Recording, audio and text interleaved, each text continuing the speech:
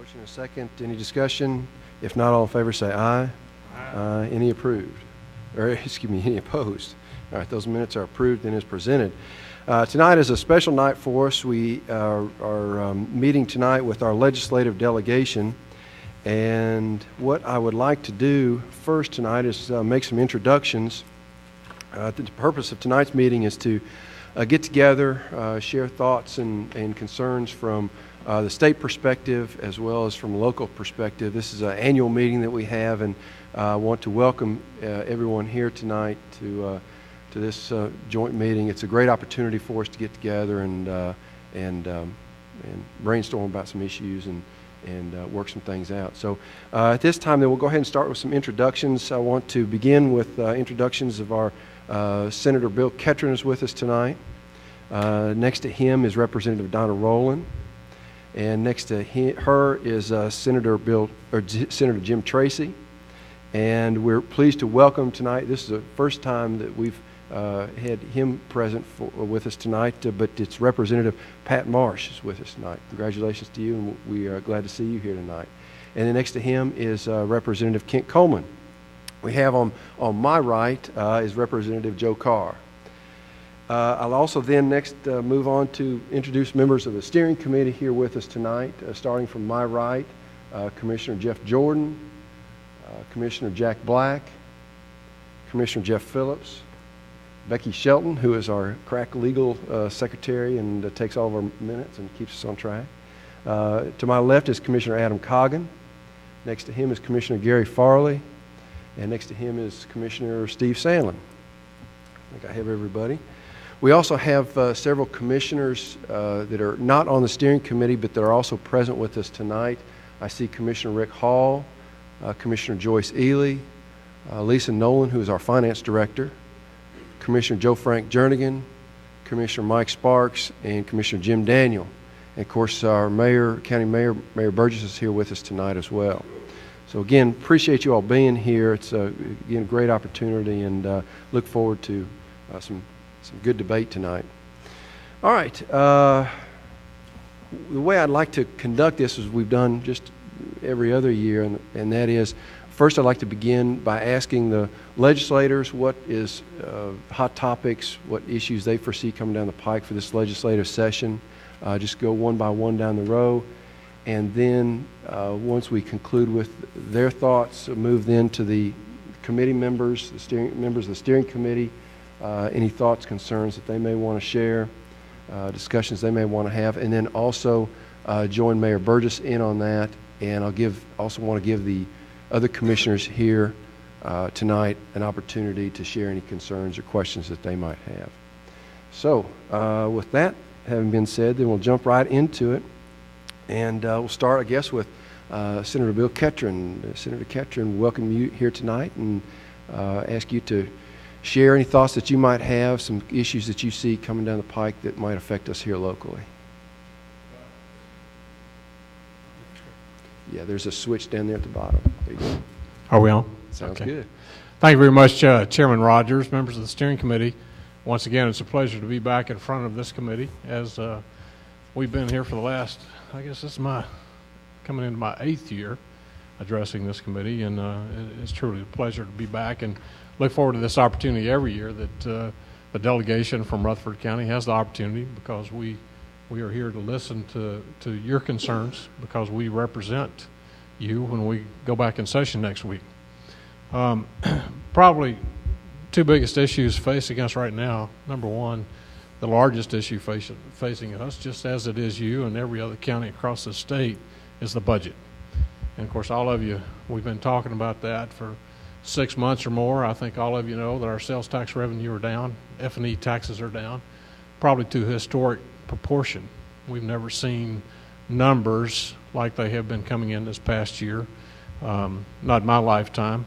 And talking some of the folks who've been there in the Senate much longer than I, that started back actually before my lifetime, have never seen numbers come in the way that they have come in this year. Hopefully we'll see a bump after Christmas sales, the only encouraging part of that. But it's going to be very tough. And I'm looking forward to going back. I'm not looking forward to working on the budget. I'll be very honest about that because it's going to be tough. It's going to be tough from the standpoint of we have to make some very dire cuts, even to the point of furloughing employees. I hope that will be the last-ditch effort that we as a General Assembly have to make. But reality is reality, and if you can't afford it, then we have to make those cuts. The second issue, I think, will take a forefront. We go back 12th, 13th, and 14th, starting next week. We will reconvene both houses, Senate and the House. We'll set the rules as we get started. We'll recess while bills are being prepared, and then the governor is going to call us back in the special session the following week. The special session will deal with education. We will be dealing with K through 12 and higher education. And what is the race for the top, and the reason he's calling us back in. As many of you saw in that article yesterday, the race for the top application has to be in to the federal government by the 19th of this month. So if the state of Tennessee is going to request those funds from Washington, we have to convene, we have to meet, we have to vote, and the application has to be signed off by the governor requesting those. And at that point in time, each LEA will sign a request as a sub-grant for those funds to come in. So hopefully throughout this meeting, if you do have questions, and we don't have all the answers because we haven't seen what the governor is going to lay out in front of us, but ask those questions. We'll be happy to write those down and take them and be prepared to ask those questions when we go back into special session. Everything else is kind of secondary to the budget and education. And of course, 2/3 of our budget, just like it is with your budget, starts with education. And that's where the majority of funding goes. So I look forward to working with you, and we pass it on down to Representative Rowland. All right. Representative Donna Rowland also reminded me before the meeting began, you're going to finish, I think, 10 years this year, actually now the senior member of this delegation. Yes, I am. And this is my 10th year, and it doesn't seem like it should be that long that we've all had these meetings and come together. The funny thing is, I think we all can remember when each one was running for office, so we've all been here quite a while. I'm going to follow up a little bit on what Senator KETRON said, but before I get to that, what I wanted to do was go back to last year and some of the requests that this committee made to us that we took forward as initiatives, and let you know the progress on at least 2 of those. A lot of discussion last year, some of the questions that came up from not only this panel but the individual members of the County Commission dealt with the wheel tax enforcement officer and his or her abilities or lack thereof based on the current law.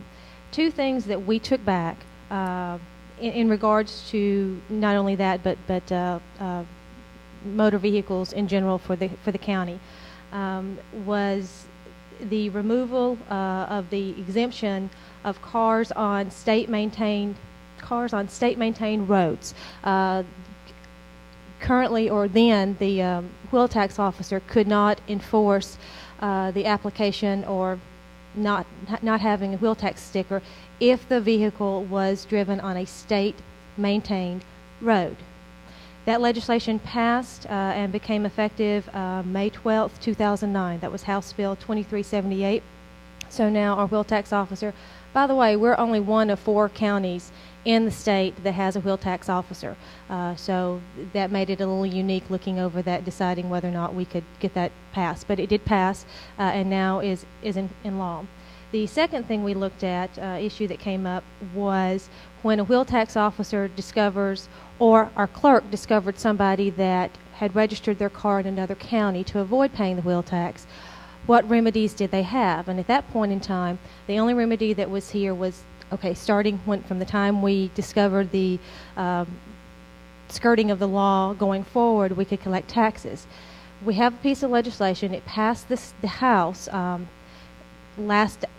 literally the last days of session on June the 11th.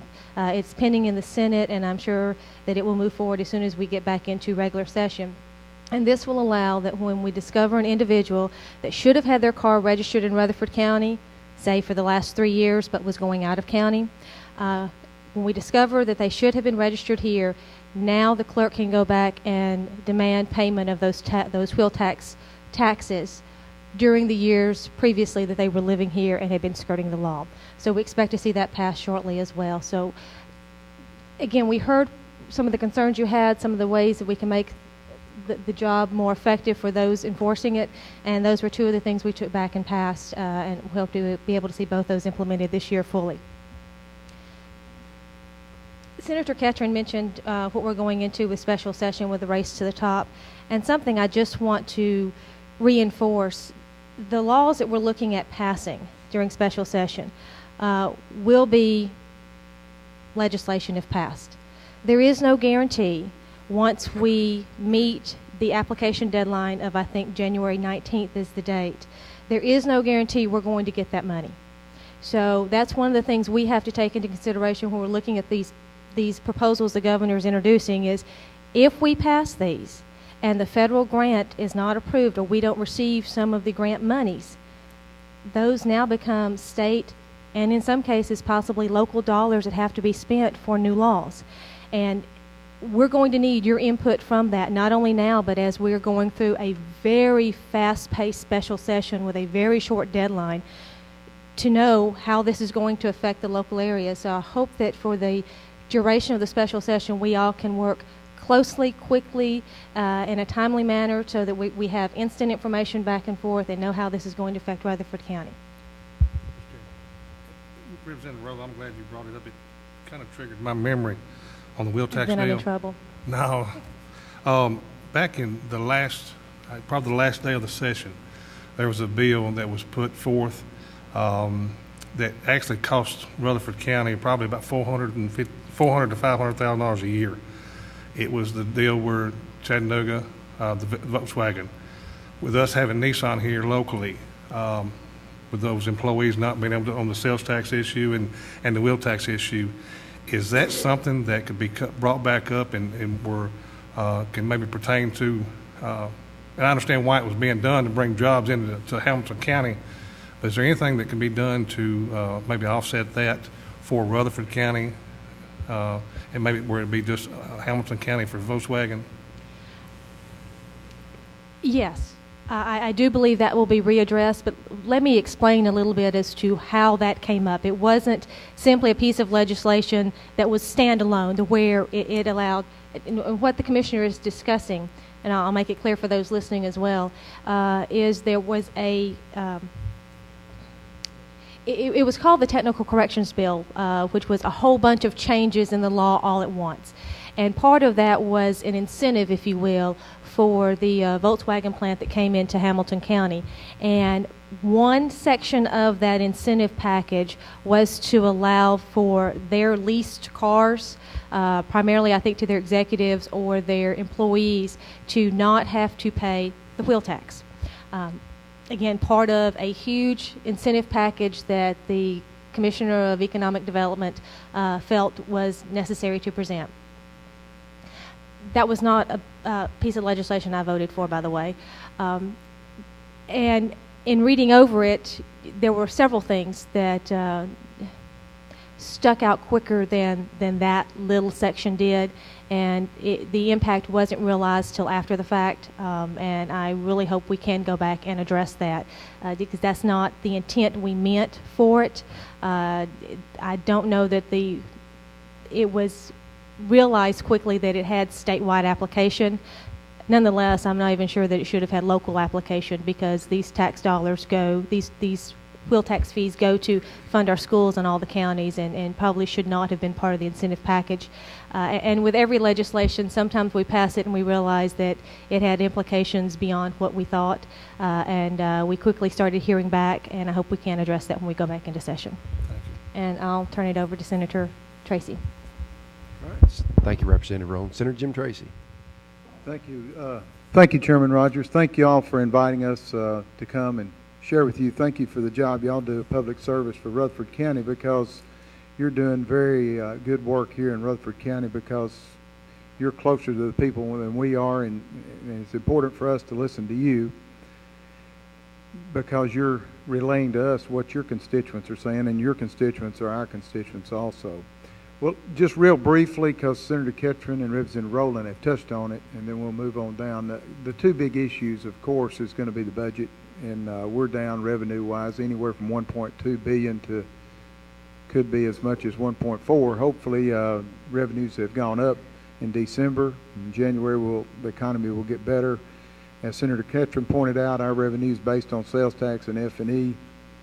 But the big ticket items are your automobiles. We hadn't been selling many automobiles, and of course, when home sales go down, that affects the revenues in the statewide. So that's our big ticket items, and that's been slow for 2009, and hopefully they're going to turn around a little bit, and the economy is going to get a little bit better. Biggest things that I want to see that we're going to work on this year will be making sure the shared revenue comes down to the county. I know that's one thing y'all are very concerned about, that you get the shared revenue for the county, and educational funding, because education funding takes a big percentage of your budget and a big percentage of all county budgets across the state of Tennessee for education. So that we're going to try to continue to work on that. I think, of course, me being chairman of transportation, I'm always very concerned about transportation funding.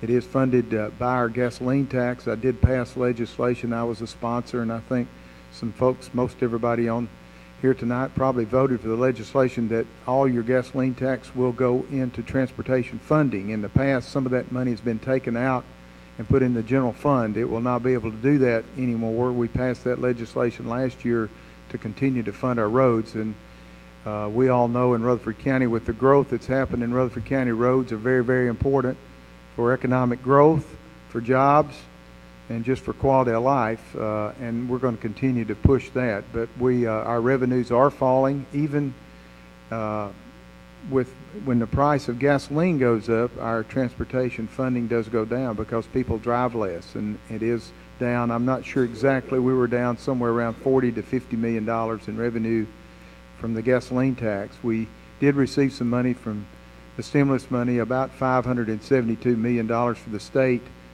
for transportation funding, and that is being utilized throughout the state, and many bridges and roads are going to be used for that. But that funding will be ending in December of this year, 2010. So transportation funding is going to be very important.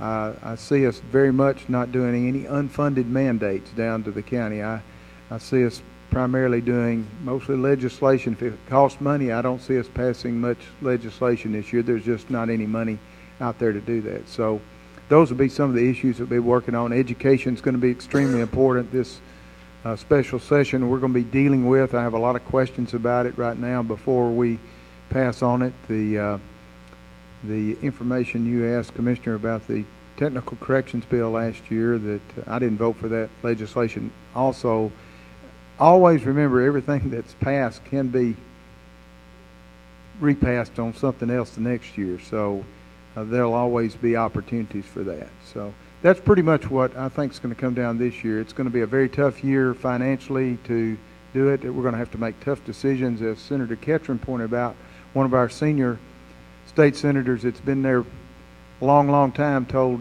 Senator KETRON and myself that this may be the toughest budget year he's ever seen since he's been in the General Assembly, and he's been there since probably the 60s. I don't know. He's been there a long time. So it's going to be a tough year. We're going to have to make tough decisions, but we do have to balance our budget statewide. We can't spend more than we have. That's the Constitution that we live by in the state of Tennessee. So I'll stop right there and hand it over to Representative Marsh. All right, thank you, Senator Tracy. Representative Pat Marsh. Thank you very much, Mr. Chairman. I'm, unlike some of these folks that have preceded me, I'm brand new. I'm 2.5 months into this, and I've been told that it is going to be a very tough session, no money, and I don't think that's going to be very fun, because I know that's going to hurt you all and the counties of Bedford and Lincoln County also. I am a businessman, and I hope to be able to take a few business concepts to Nashville. And one thing that I hope that I can help present up there is that I really believe that the local people here in the counties and the cities know more of what you need than the state, than we can tell you what to do. So on a lot of these mandates, I think what we should do is think about them, and if at all possible, leave them up to you all to make the final decision, because you know what you can live with and what you cannot, and you know what your people need and what they don't need.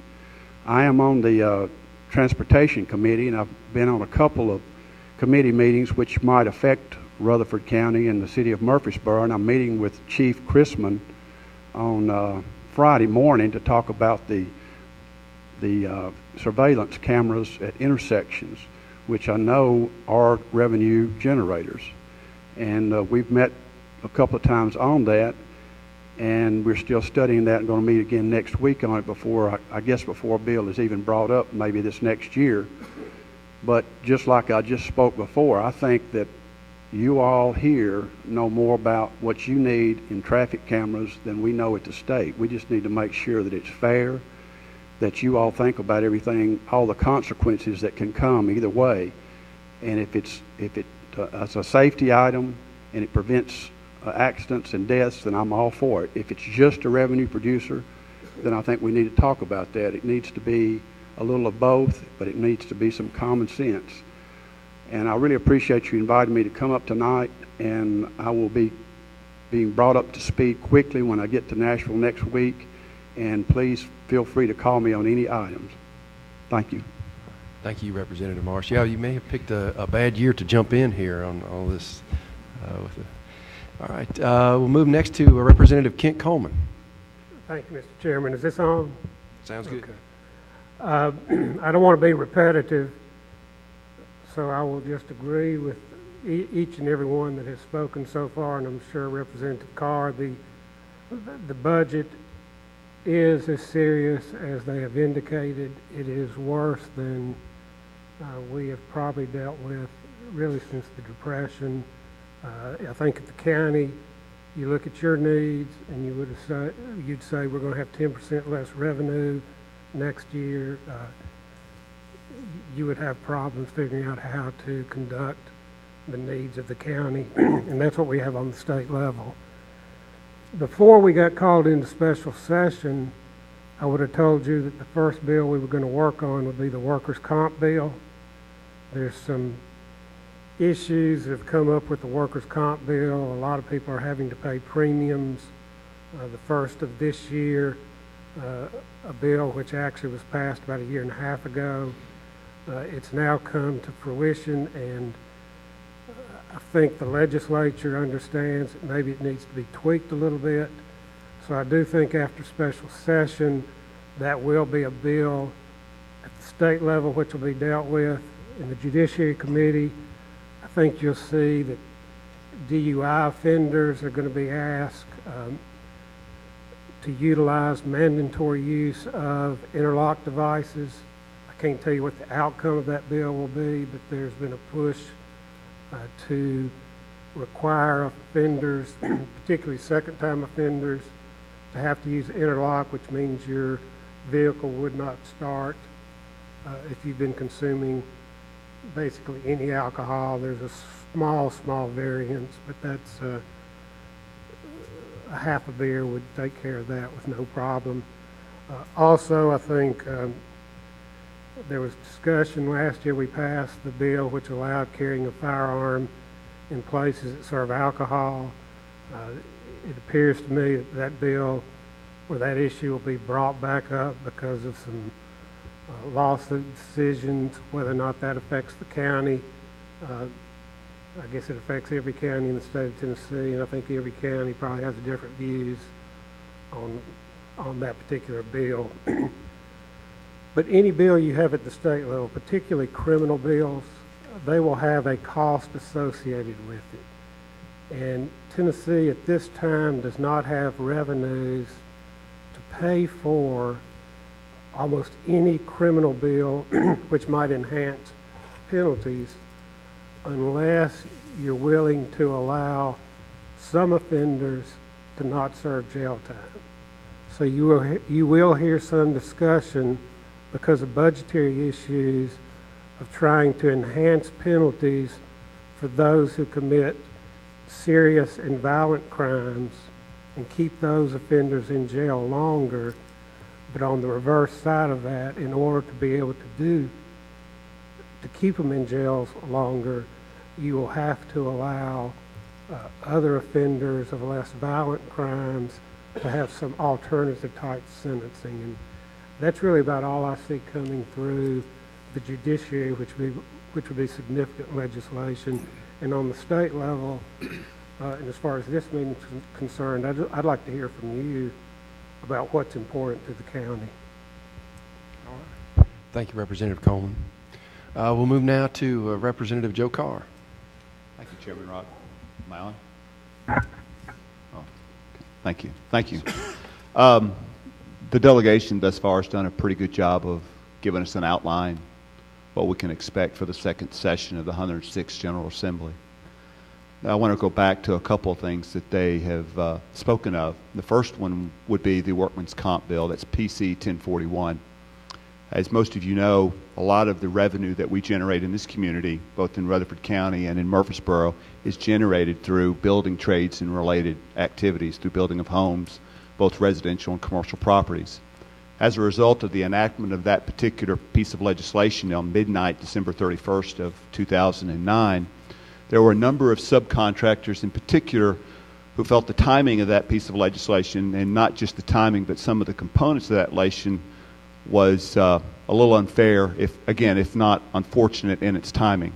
And like the rest of my colleagues, I received a number of calls asking if there was something we could do about that. And there are two things. Number one, the first thing we sought to do in that regard with PC 1041 was to suspend the bill, to suspend the legislation. And that would be the first thing. And my understanding, the governor is taking that under consideration as part of the special session that he'll call on January 12th. That he will, and there's an opportunity for him to include that in the special session. And so what that means specifically is the only thing we will deal with regard to PC 1041, the Workman's Comp Bill, is the suspension of that bill, not the tweaking of it. That's a separate matter. That will be taken up at a separate time. So what I've advocated, and quite honestly, a lot of this came because I received a number of calls, emails from insurance people, accountants, attorneys, and I literally scores and scores of subcontractors and general contractors, some favor and some opposed. And as a result of that, we had a town hall meeting at the Slick Pig about a month ago where we had over 120 people show up. And so to say that we've gotten an earful on this particular subject would be an understatement.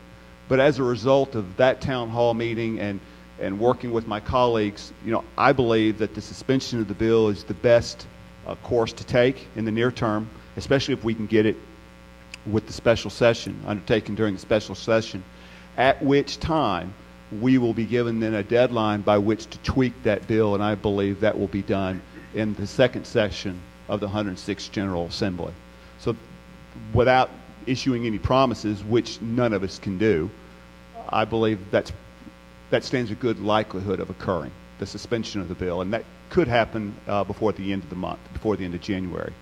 The second issue is the special session regarding education for Race to the Top.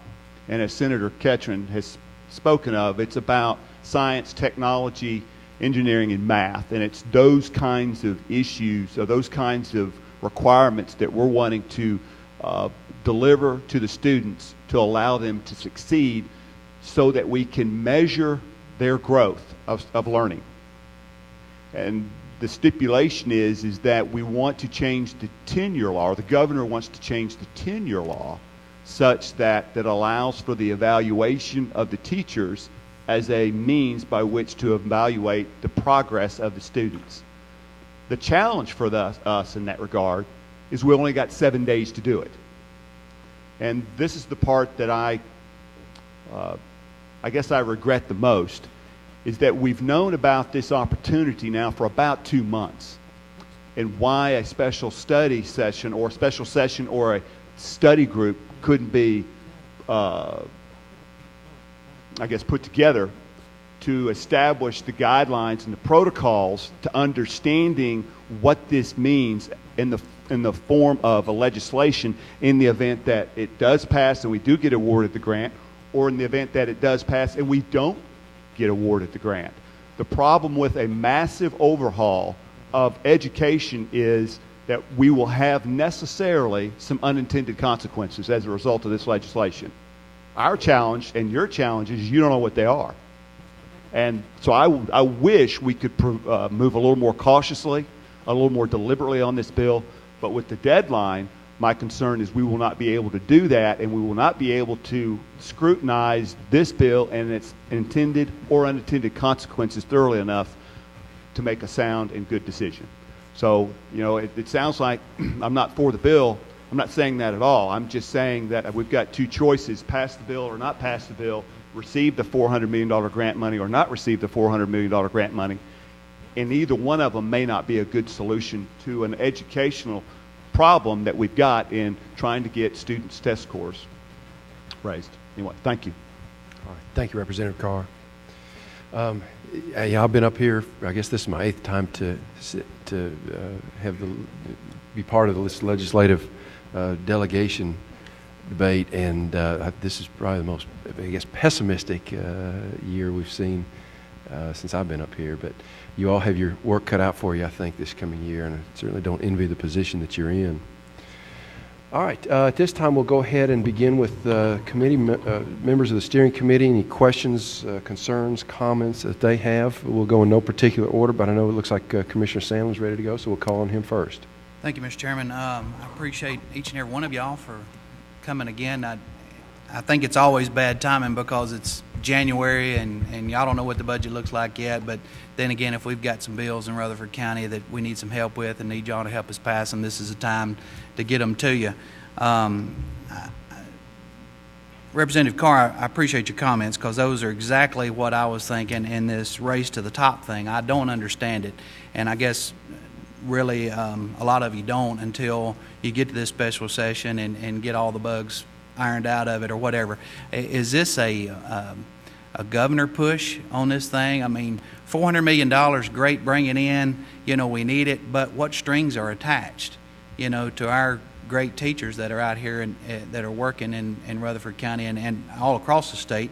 But then again, what topics did you say that this is math and English, and are these the 4 major ones that it's going to be only presented to, or what? How is that, or if you know any information on that? Well, what we do know, we know very little, to be quite honest with you, because the governor's not released a lot of information. He's released that the fact of the race to the top includes what they call, I believe it's Senator KETRON, STEM, is that right? Yeah. And that's an acronym for science, technology, engineering, and mathematics. And it's an emphasis on the sciences, which is fine, and it's certainly a noble goal. The challenge is, and I'll be honest with you, and Commissioner Jordan can speak much more knowledgeable about some of these things than I can, being an professional educator, but I met this morning at Christiana Middle School with 80 educators. The principal out there is Bob Horn. And I got to tell you, after about 2 hours, let me tell you something, you kind of get an understanding about how our educators here in Rutherford County and Tennessee are consistently strapped with more and more administrative overhead by just filling out forms or filling out tests or filling out requirements that we put on them because the federal government decided in some sort of fashion to dangle out some grant money to the states grab it, and the federal government says, oh, by the way, for that grant money, you have to do X, Y, and Z. And then so what we do is we push it down on the local level to the teachers, and then the teachers are spending less and less time each and every day teaching and more time doing what they call business work or administrative work. And that's my concern here. My concern here is that not only will we push more administrative functionality onto the teachers and their workload, but we won't remove any. And so in effect, what have we done? They've only got so many hours in the day that they can teach. They have family lives too. I'm sure they would like to go home at 5 or 6 o'clock in the evening.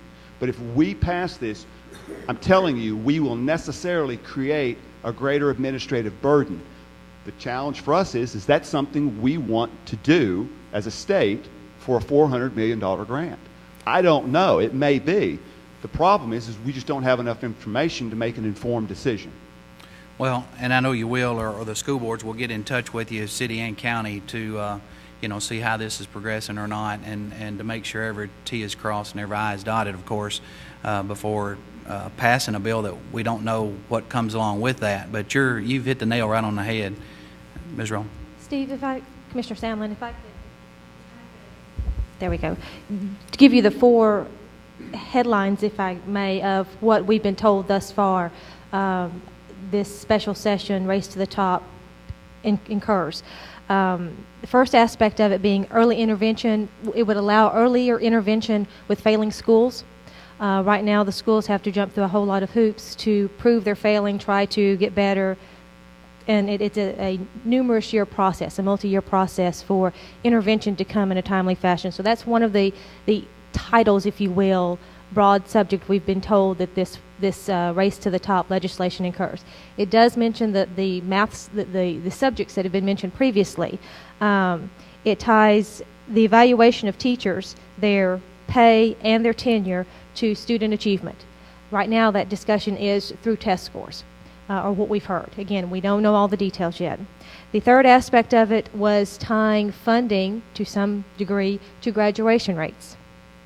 Then there is a higher education component to that we may not have to address during the special session, although I think there's a push to do that as well. And that would be transferability of credits. Currently now, you can go to one higher education university and some of those credits not transfer if you transfer schools, or same thing from community college to four-year college.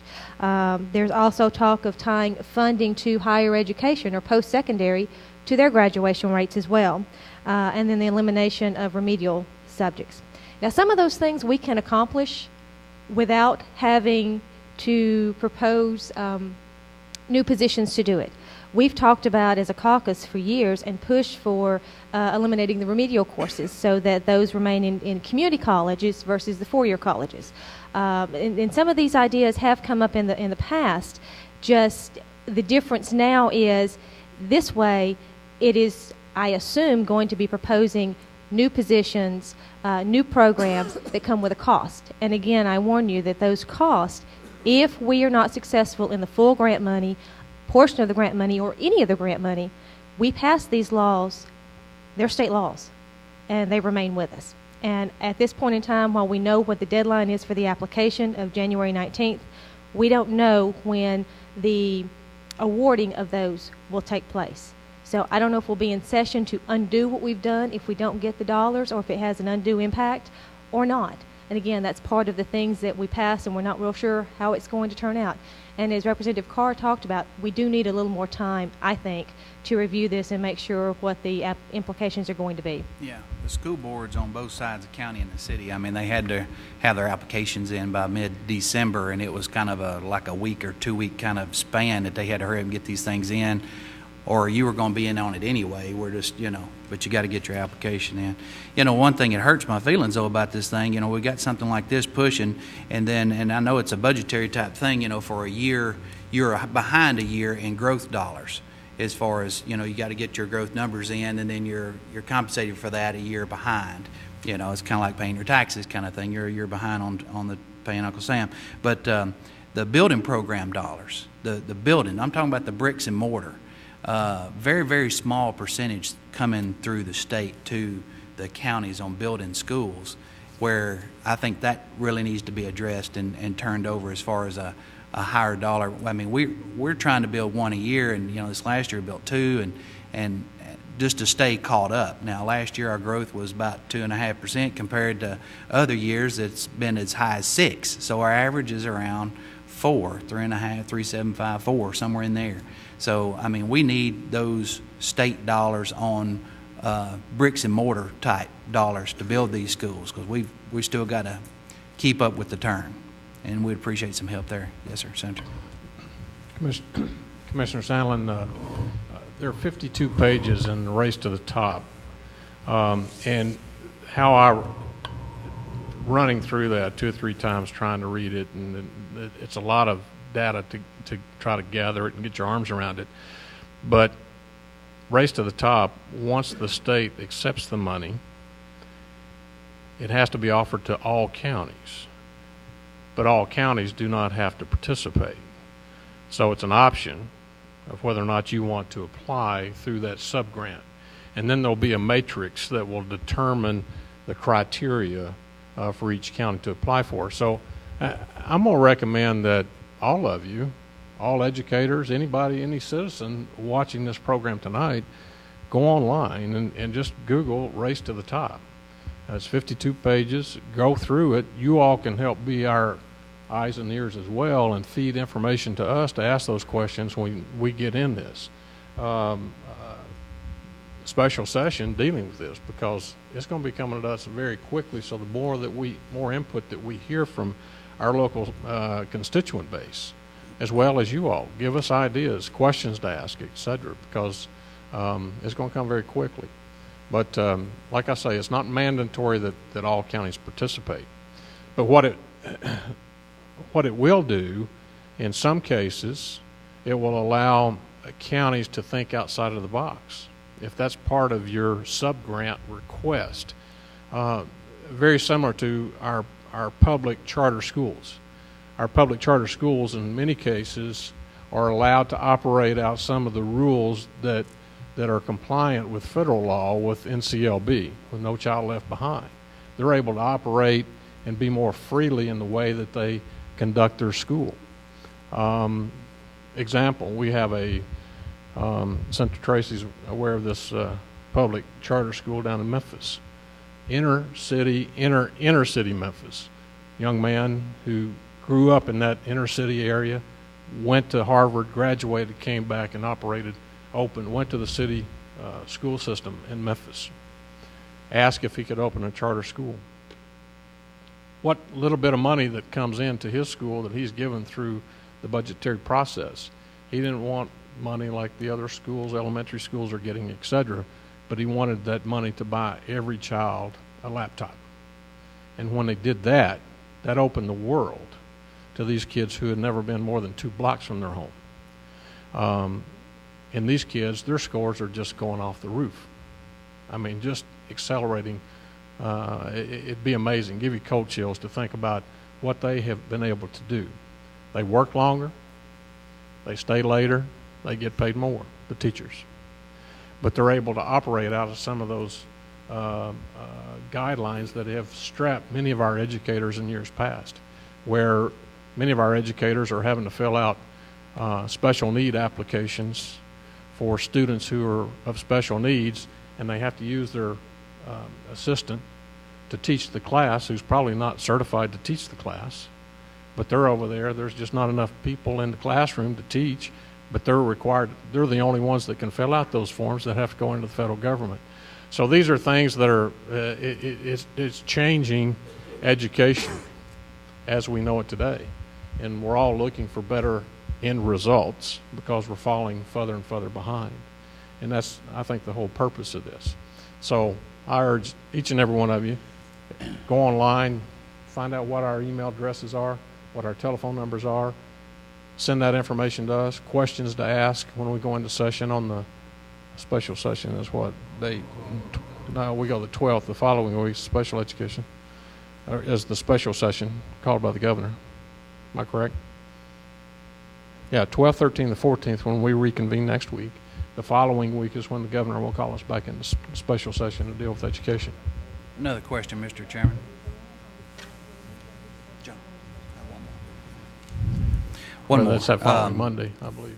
Our BEP funds, we've kind of heard, through the grapevine, even as soon as our budget was adopted this last year for this year's budget, that they may be in jeopardy. Or is every dollar in jeopardy as far as... I can't speak for my colleagues. I hope that my sentiment they'll agree with, but I promise you that will be the last thing that I vote to take away from is the BEP dollars. I stand firm on that. And I think my colleagues will do the same as well. Thank you, Commissioner Sandler. Commissioner Farley. All right.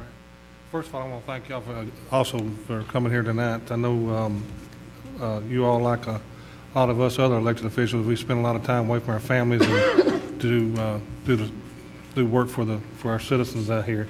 I appreciate the comments on the what you're talking about on the wheel tax issue as far as going back and looking at that.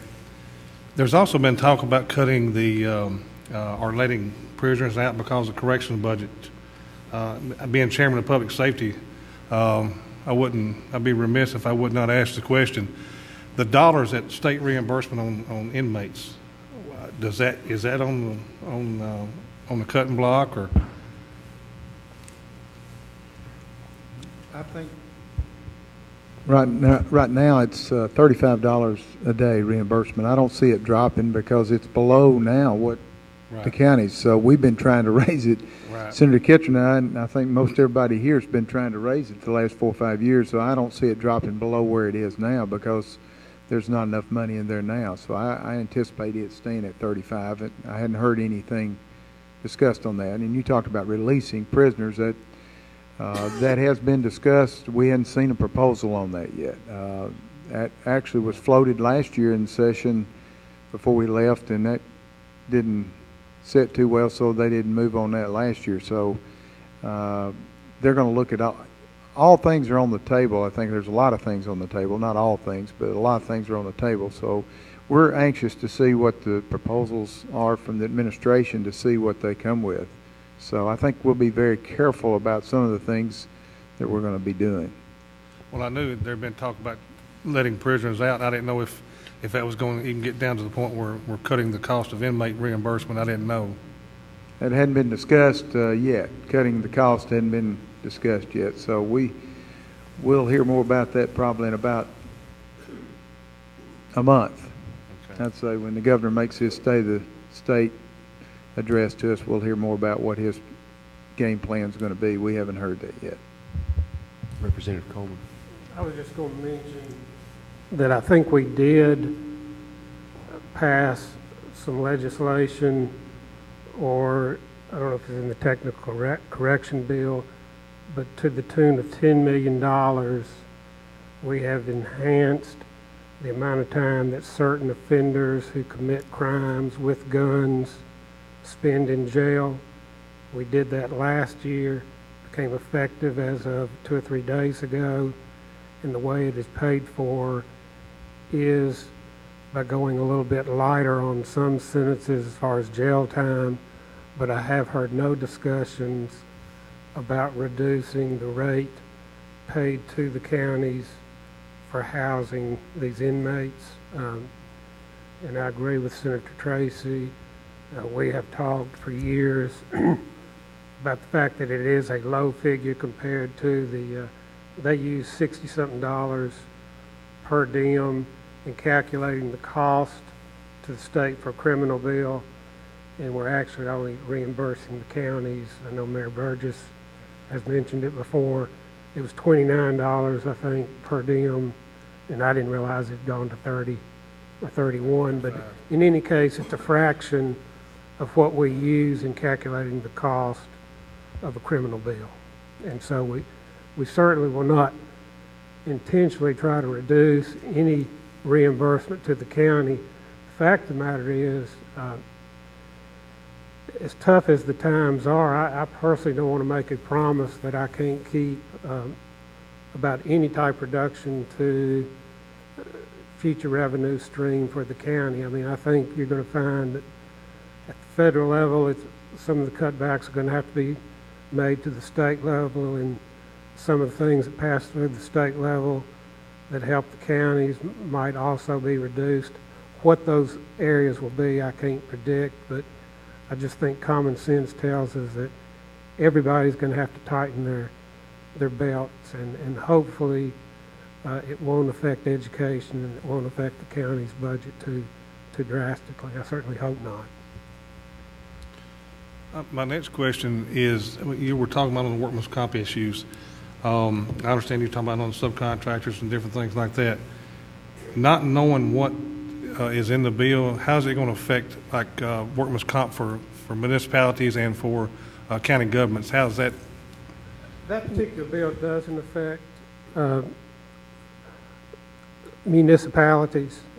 The people that were affected, I think Representative Carr has indicated, were more of your small you particularly like the construction trades. that bill was actually, it wasn't passed on December 31st. It became effective December 31st. And I don't think there was any uproar because nobody really realized how it was going to affect their business until all of a sudden it was coming up December 31st and we were not in session to be able to make any changes or discuss any potential changes to the law. I can't tell you how each legislator feels about the legislation. I can just tell you a lot of them have got feedback while we've been out of session because all of a sudden these premiums were coming due and business wasn't very good. But it really doesn't affect your big employers. It's affecting the small trades and people that, $5,000 a year really dips into their take-home pay considerably. Commissioner, that only affects construction class codes only. So if you're outside the construction industry, it doesn't have any effect at all. My barber even called me last week, and somebody in his chair told him that his insurance rates were going to go up for his work comp, and he called me, and I said, no, it doesn't have anything to do with that. It's just construction trade class codes only.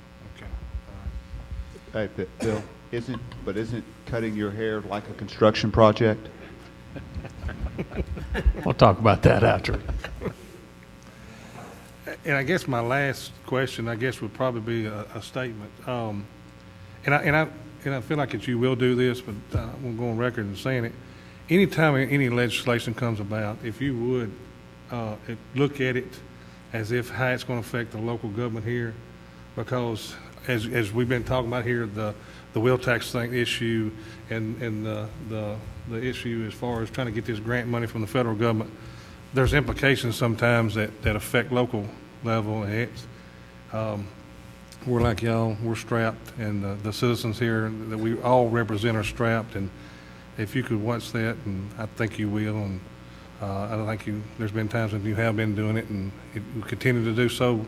I know I would appreciate it, and the commission here would appreciate it, and the citizens out here that we all represent would appreciate it as well. That's all I got.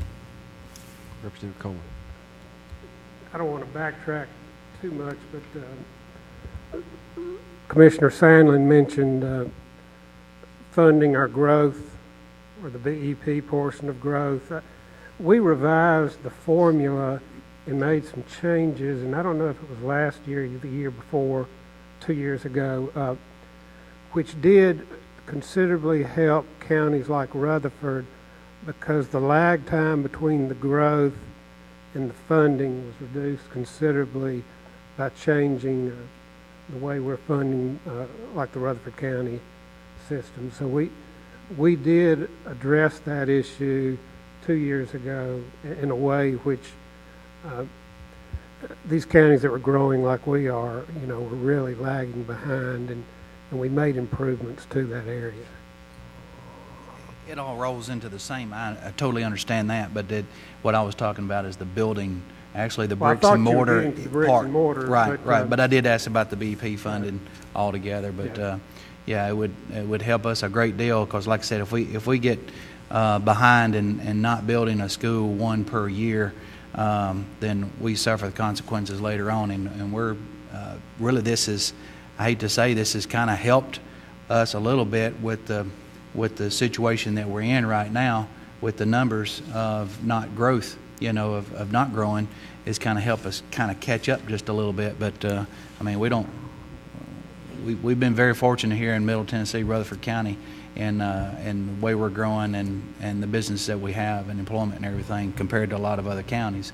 And we're very fortunate and very thankful for that. But if we can get some help on the bricks and mortar part of the funding part into our system, that's definitely going to help us.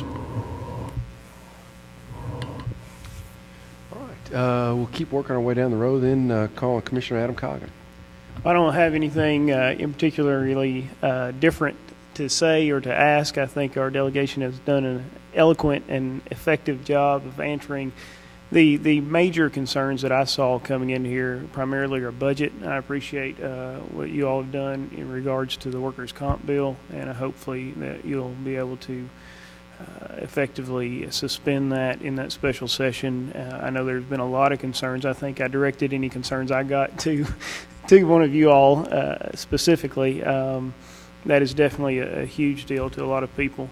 And also just the budget. I think Commissioner Farley said it well as far as just looking at that. And I know there's so many limitations that are placed upon you all, but it all funnels down, and there's definitely more things that need to be cut and done differently at the federal level, and probably more things that need to be cut and done differently at the state level. And I'm going to say that the mayor and the county commission has done everything that we can do to cut and run more effectively and efficiently here. But whatever is not done, as you well know, just falls back on the weight and the backs of our constituents, and we all need to work together. And I just appreciate you all being here as a show of that support and a show of that communication that we are trying to work together to do what's best for the people who put us in the positions that we're in. It's really all. I do want to say one more thing. I think about this time, actually early spring of last year, I had the pleasure of coordinating a group to go of Leadership Rutherford with Stephanie Brackman to go to the state capitol, State Government Day, and to spend the day with the delegation up there, and different speakers came in, some lobbyists, some people from the finance committee, just various different people came in to talk about state government and how it runs and how it works, as well as our delegation. And they did an excellent job, as I'm sure all of us would imagine that they would, in presenting to the group. But also what I found interesting was all the other speakers that would come up and talk about our delegation would say to me personally, outside of the rest of the class, this delegation is spoken more highly of than any other group up here. I think that's a tribute to the people that we have in office now, and I commend you all for that, and hopefully we can support you all in your tasks as you all are supporting us. Thank you. Thank you, Commissioner Coggin. Well said. Move now to Commissioner Jeff Phillips. Thank you, Chairman Rogers. I'd like to just echo a couple of things.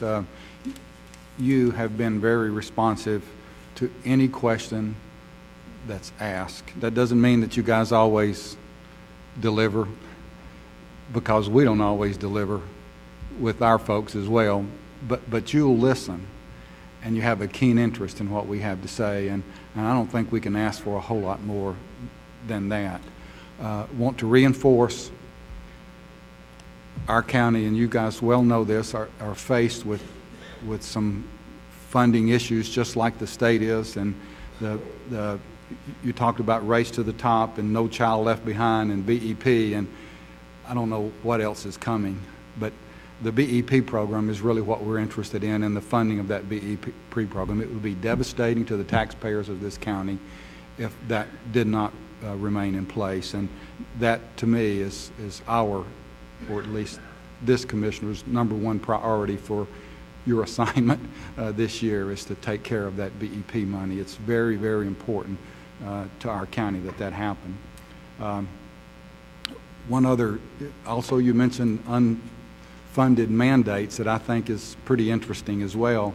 The Voter Confidence Act that you guys have been dealing with, the more I hear about that, the scarier it seems to get. And with all of the strings and all of the cost that's attached to that, and I think you guys are still dealing with that, and I'd really caution you to proceed with that with great care as it relates to the type of tax dollars that we may have to spend on that. Commissioner Phillips, I think I'm on. That passed the House last year, and it failed by 2 votes in the Senate. And Lieutenant Governor Ramsey, I carried the bill in the Senate. We had 2 members who were out. They were absent, both gone to weddings for their children. And they'll be back. I promise you that'll be the first bill that hits the Senate floor, that we will postpone that until 2012. I'm not saying it's a bad bill. No, I think all of us support that. But the effects of what it does to local government to be required by this next 2010 election cycle to purchase machines when the machines are not available to be purchased in the country at this point. So the bill basically delays it until 2012 until those machines can be manufactured, the optical scan with the paper ballot. Thank you. That was my point, and thank you, Senator KETRON, for following up on that. Once again, it's not that it's a bad bill or anything, but there are some what could be some unfunded mandates attached to that really could be costly to our county if it were implemented immediately. So I appreciate you guys looking into that for us. Also, one other thing, and this is not any real big deal, we've begun to take a look at the bottle bill that's being introduced and going around. It has a lot of really neat things that are attached to it, and I think a lot of us think that it's probably a really good piece of bill, but just caution to look at that really carefully, and the redemption centers and those type of things, what happens if they fail, and who picks up the tab on all of those. So as that progresses through the House and through the Senate, if you just really kind of take a look at some of those things, if like the redemption centers were to fail, is it the county's responsibility to pick up on that? So just once again, kind of keep that in mind as it's progressing through the Senate. And I would just also like to reiterate again that I'm really proud of you, and you're doing a great job for not only our county but for the state of Tennessee. Thank you very much. Thank you, Commissioner Phillips. All right, we'll move now to Commissioner Jack Black. Thank every one of y'all for being here tonight, and we really appreciate everything y'all can do for Rutherford County. And Representative Carr, you addressed a great question there about the workman's comp bill, and I've had a lot of calls about that, and I appreciate y'all revisited and anything you can do, we sure would help. We appreciate it. I would like to add something.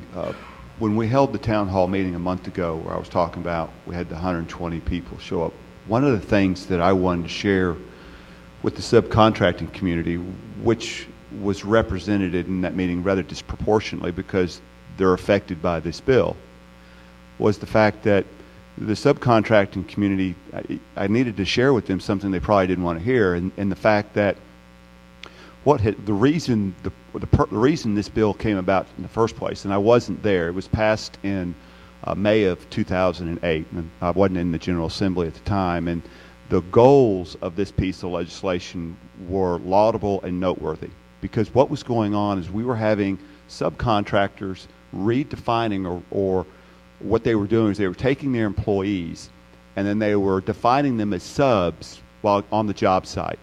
And all they're required to purchase, and I think I've got this right, Senator Ketchum, is just a $750 blanket coverage. Well, that $750 workman's comp coverage doesn't cover them in the event of an injury or an accident on the job site. That doesn't cover them at all. And so what was happening was this individual, who technically is an employee but defined themselves as a subcontractor, now had gotten injured or hurt on the job, and the courts had determined that somebody's going to pay for this guy's injuries. And so they looked at the general contractor and they said, Mr. General Contractor, guess what? You get to pick up the tab. Yeah. And so it was patently unfair for the general contractor in the minds of those who sponsored this bill that they should have to pick up the tab for an injury through no fault of their own, none whatsoever. And matter of fact, they were misled and lied to just like everybody else. And so I think one of the things that we want to address, Commissioner Black, is when we go back and after we suspend this bill, we want to say, okay, Mr. Subcontractor, if you don't want to purchase workman's comp for whatever reason, and we can outline those reasons, and we can put stipulations and guidelines and all that kind of thing, but for whatever reason you don't pick it up, then you, in some manner of speaking, we have to make you responsible for the fact that if you get injured, it's on you. You don't have a right to pursue litigation against the general contractor or the private homeowner. And so what we want to do, so those are the kind of things that we're talking about tweaking. If the subcontractor doesn't want to perk up workman's comp, that's fine. But if he or she gets injured on the job site, they don't get the recourse available to them for somebody who has purchased workman's comp, especially by going against the general contractor. We just need to tighten up the law so the courts don't give them that latitude. So it was the medicine was a little strong, but honestly, the subcontracting community in Rutherford County is not anything but very fair and understanding about what happened, and they applauded that. They said, yeah, we don't want to pay either for 10 or 15% of our community who's circumventing the intent of the law. So I think when we suspend the law, hopefully, and we then tweak it, you'll see those, hopefully you'll see some of those kind of effects. Thank you. Thank you, Alan. Thank you, Commissioner Black. Move now to Commissioner Jeff Jordan. Thank you, Chairman Rogers. I appreciate it. I appreciate all of you being here tonight. It's really terrific to have you in the room. I think it bears remembering before I get into education here, and I'll do it just very briefly, and that is that in general, our past state legislatures and our past governors, and certainly this governor, has put education extremely high on the list of priorities. And as a retired 31-year-old teacher, I appreciate it, but I can assure you that I believe everyone in the room does. This race to the top worries me a little bit. You've already mentioned one reason, Mr. Carr, and that is you have only a week. And I do know this, when Jeff Jordan moves very fast, which is rare anyway, usually that's not good when you try to work so quickly. The tenure law, which probably needs some tweaking, I just want to remind you respectfully, it's there for a reason, a good reason, and many reasons actually. But I would certainly think that it could probably stand some tweaking. The things that Ms. Rowland mentioned, the areas that you're looking at, I really have no problem, particularly with any of them, except one. I think you'll find that our graduation rates in this county, at least, I know it's not true statewide, we're attacking that every way possible, and we've shown considerable improvement this past year. I think we're going to have to continue that. There's no question about that. But the evaluations, the teacher evaluations, and you knew I was going to say that, worries me greatly when you tie a considerable percentage of teacher performance to something that the teacher is really not able to control, particularly after 3 o'clock in the afternoon, when education and reinforcement and encouragement in many homes stops. You can pick back up the next morning at 8 o'clock, 7:30. Really, what I'm asking you there, I'm not really even asking for a response. I'm just begging you on these items here for really deliberate thought. Be very cautious with this. I have something else on another subject entirely, so if anybody wants to say anything to me, lay it on me. This morning when I was speaking to the teachers at Christiana Middle School, Commissioner Jordan, one of the reoccurring things that kept coming up when we were talking about Race to the Top was something called student accountability. And basically, within the means by which teachers are to be evaluated for tenure and promotion and additional compensation as it relates to the Race to the Top, the concern on the part of those teachers, all of them, was student accountability. And one lady brought up the issue, said, well, you can't have student accountability unless there's parental involvement. And the things that worry me with this is those kinds of things that we absolutely know for certain, have a definite impact on the ability of a child's willingness to learn. Do they want to learn?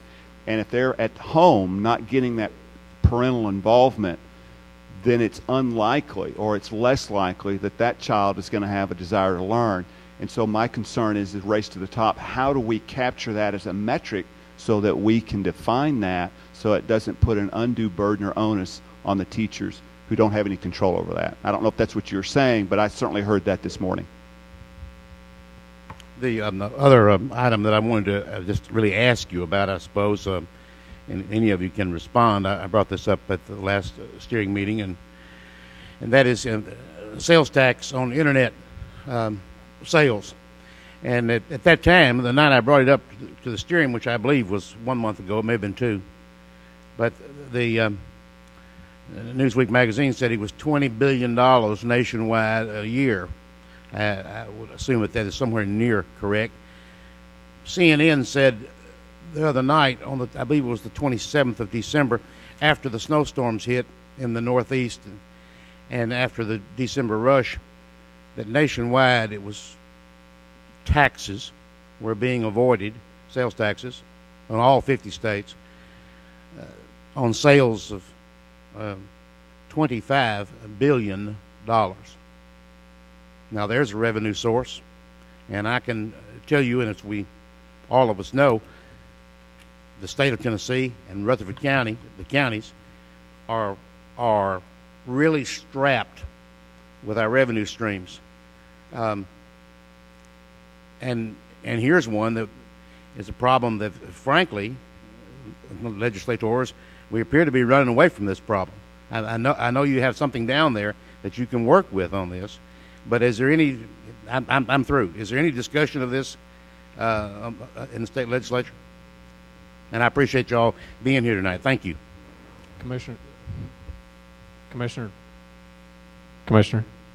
First year, I went down there in 2002, and first question I asked Lieutenant Governor Wilder, rest his soul, passed this past weekend. But the first question I asked him was about that. The federal government won't allow us to do that. It has to come through the FCC, who controls that. I think every state would be willing to step up, and I just see that. Every time I go on, click on something, I see something, and I've ordered off the internet. I see that revenue needs to be staying here, but the federal government. So if some people get elected, can go represent us and maybe get that passed. Representative Coleman. We have actually looked at that issue. I guess the term before Senator KETRON and I were elected to office through the streamlined sales tax.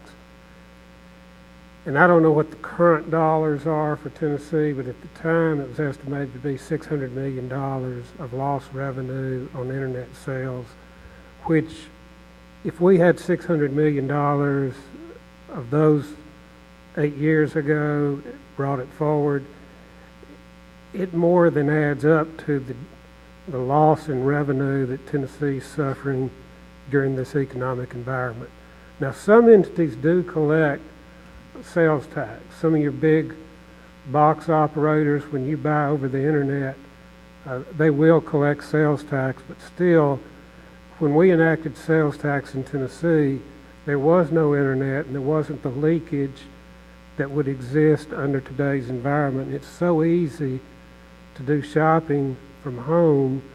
Local retailers are suffering because of it, but each of the taxpayers are suffering too when we're buying these products. But it is something we have looked at, but it's not something that we could cure. Senator KETRON's right.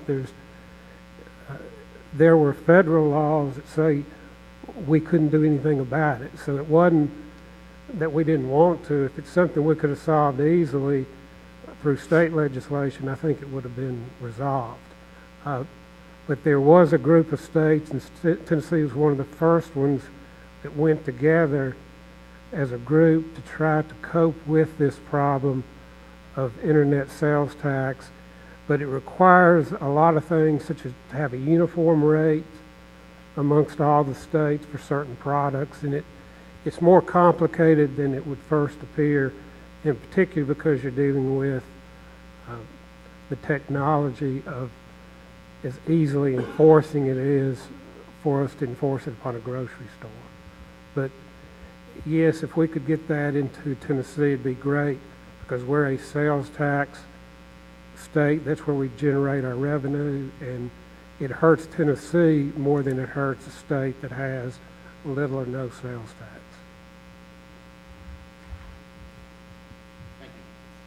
All right, thank you, Commissioner Jordan. Well, let me ask a question, I guess, and that is having to do with, I don't know how much this is on your radar, but just last month the commission forwarded to the legislative delegation a request for to amend our private act regarding the county attorney. Is there any thoughts on that? Does that appear to be heading toward passage or disaster? Or? Of course, we're not back in session at this point, Mr. Chairman, but that will go into drafting.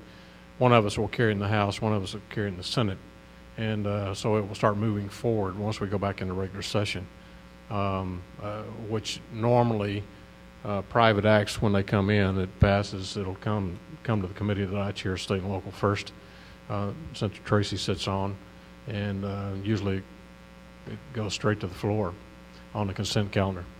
So shouldn't be an issue unless, we start getting a lot of phone calls and emails and asking why, but I don't see that as an issue at all.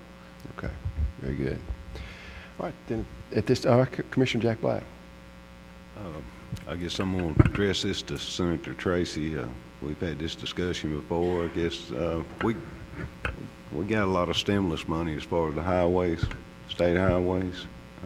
I know a lot of it's been dedicated towards Laverne, the exchange down there and all, but I was just wondering how much was dedicated towards Rutherford County, and if any of it was maybe looked upon, maybe going towards Jefferson Pike.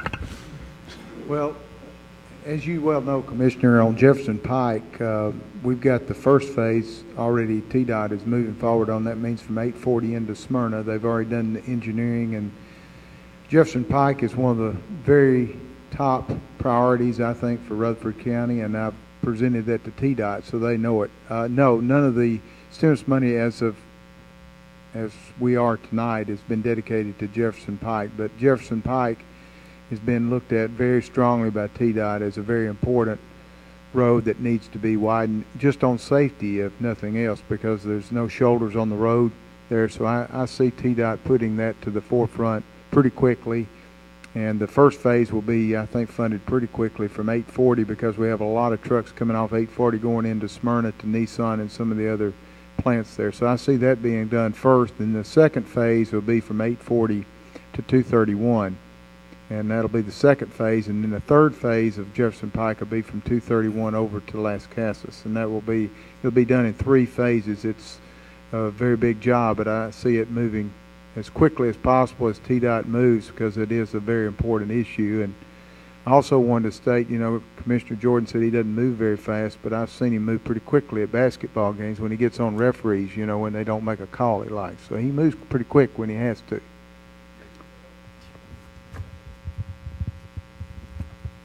Senator Tracy, we really do appreciate the resurfacing last year and on Jefferson Pike, and we appreciate that much. Thank you. All right, any other questions, comments from the committee? If not, then we'll call on Mayor Burgess. Any issues, comments that you might have, Mayor? Well, again, thank all of you for being here and participating, and I just want to thank our steering committee members for addressing all the issues that I thought was important, and you did a great job with that. I want to reemphasize what the governor and the state finance commissioner has been saying all of these last 2 years. Stimulus money is one-time money. Do not spend it for reoccurring needs. Now, I don't know about this race to the top business, but if that is one-time money, don't give us any of it unless you're going to fund it on a reoccurring basis, and don't pass anything that requires reoccurring cost unless somebody is prepared to pay for that on a reoccurring. If this is a 1-year or 2-year grant proposal, I don't think we can afford it. Thank you. Thank you, Mayor. I think Representative Coleman.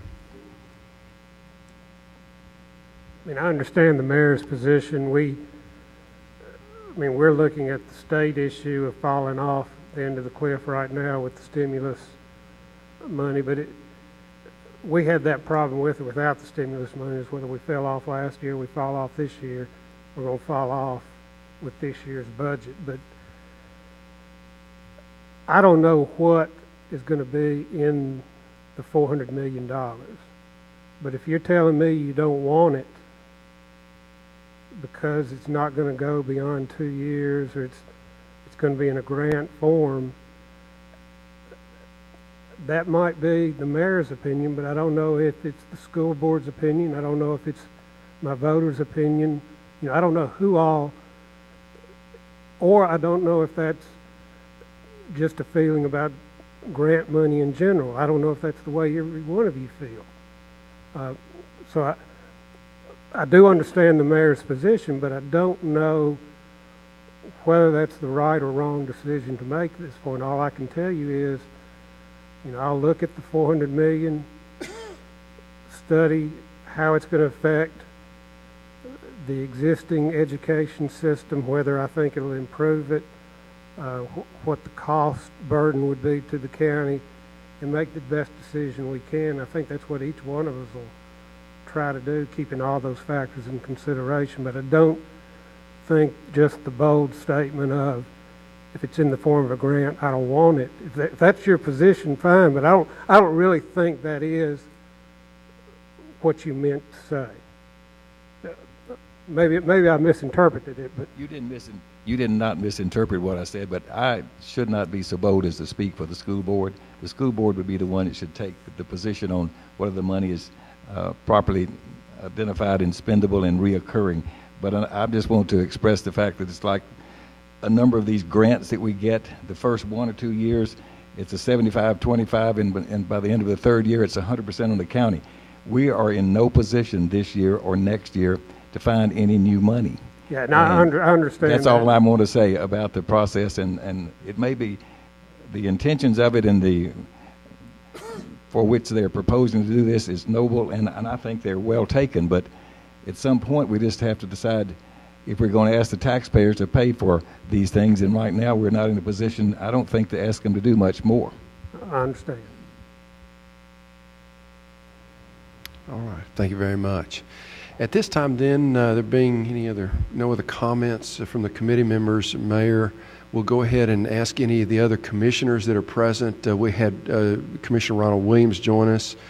Commissioner Williams, I'll give you an opportunity. Are there any other comments, questions you might have? I just have Ronald Williams from District 8, Eagleville, and Midland, Amerville, and Rockville.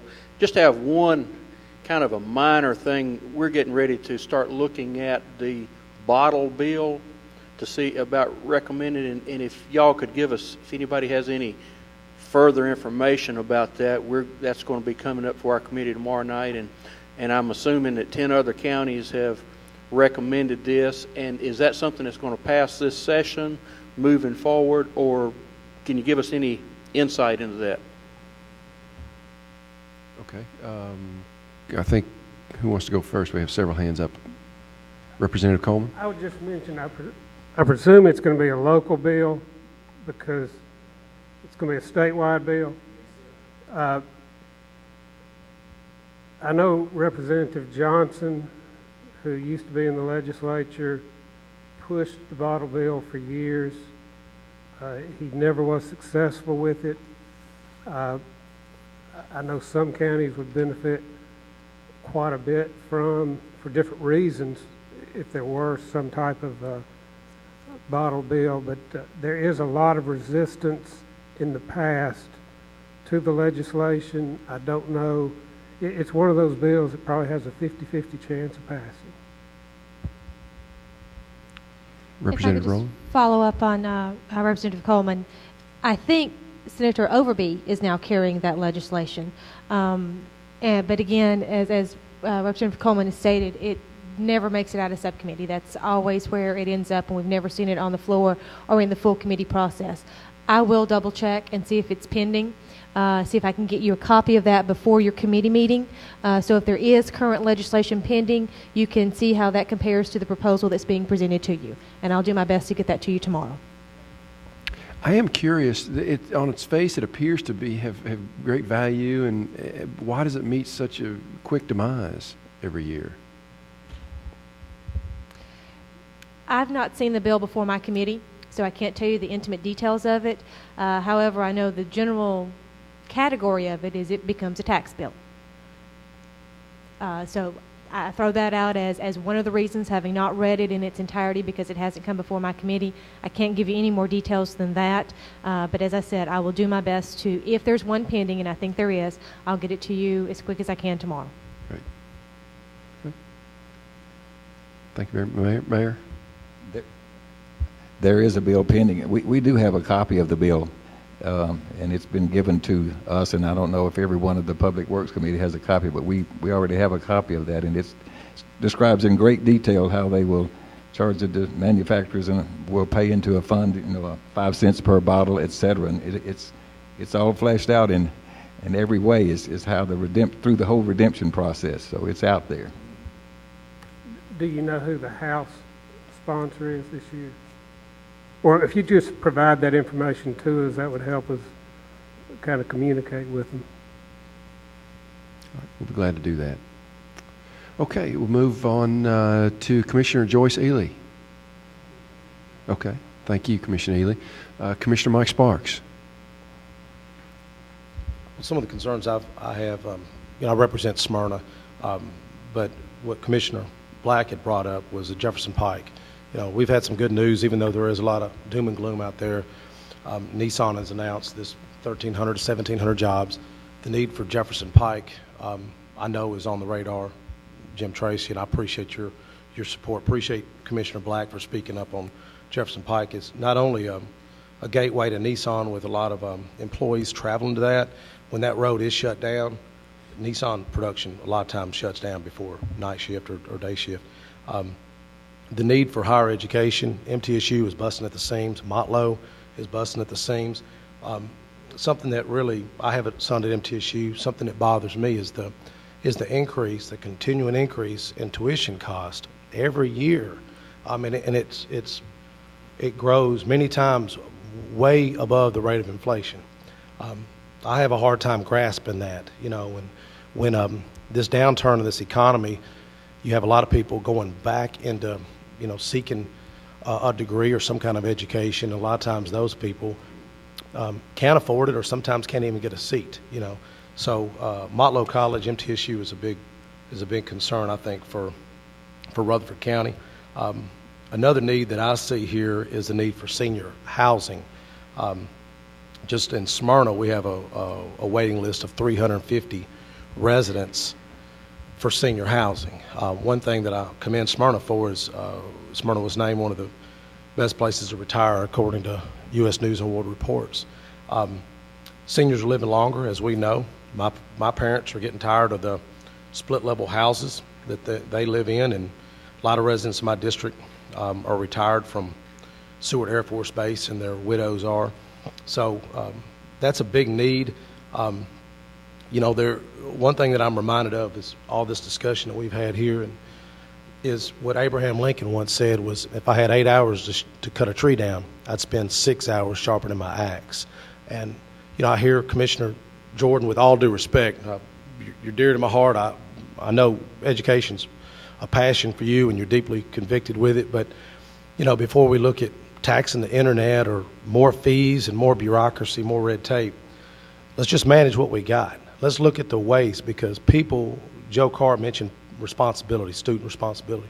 Personal responsibility has become a pastime. I read something the other day talking about hard times. I've seen some hard times this year with people. I had a guy call me just now, couldn't even get a job at McDonald's. He couldn't get a job. Tough times. I've seen a lot of foreclosures in my district. I know 2 on my block. Unemployment, I never thought we'd see unemployment at 10%. Y'all never thought we'd see that. But thank God for it. I had my best month this past month in 8.5 years. Give God the glory for it. But I think what we got to do is look at what we're doing and stretch everything that we can and just get back to some common sense wisdom, the wisdom that our forefathers had. And we hadn't faced tough times. I didn't see the tough times that my father faced in World War II, knowing they may not even make it back to this country. But I don't mean to rant, but there's a lot of anxiety out there, I know, with unemployment. Another thing that concerns me is this stimulus money. What happens when that money runs out? Where are we going to be there? that's just a crutch. That's just putting off the inevitable. So to me, if there's a time to buckle down, it's right now. And Commissioner Farley, I commend you for the wheel tax, looking at that. That's a good case in point of managing what we got a little better. I commend you for that and your assertiveness with that. But I could go on and on with concerns that I've got. I think we're living in tough times, but then with tough times, I think we can look at what we've wasted, because many of us have lived beyond our means. Government has lived beyond our means.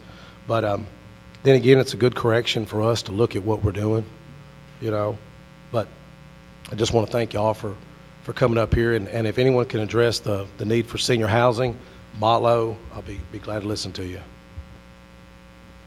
Senator Tracy. Thank you, Mr. Chairman. I just wanted to address your question about Motlow. Commissioner Sparks, I'm going to meet with Dr. Apple on Wednesday, and we are looking at, just so for the commissioners to know, Motlow and Smyrna is just, they're using that building 6-7 days a week. They don't have enough space, so we're looking at trying to provide some space for them away from campus, maybe just to give them some classroom space.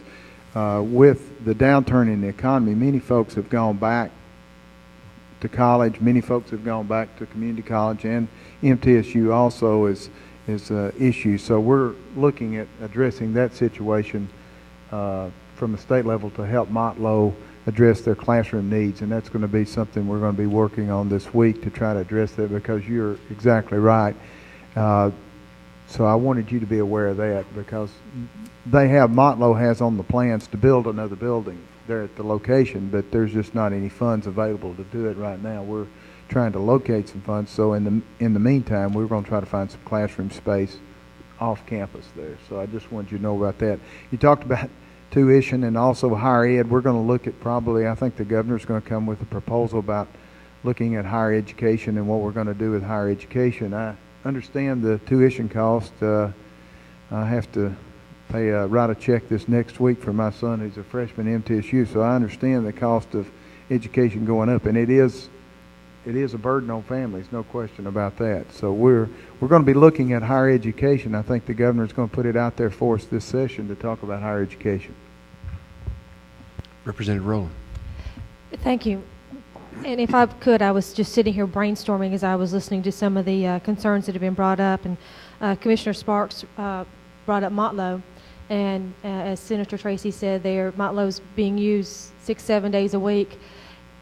And I pose this to you first. I probably should take it to the school board first, but this is the environment. If I don't mention it now, I'll forget it. We're always looking for partnerships. Public-private, public-public, private-private, whatever goes on. And if we have a need for our school systems, our higher eds, we have county school buildings that aren't used in the evening, that aren't used on the weekend. We have post-secondary education needs for weekend, for nights. Is it possible that there be some sort of partnership between the Rutherford County School System, the County Commission, and Motlow for spaces available?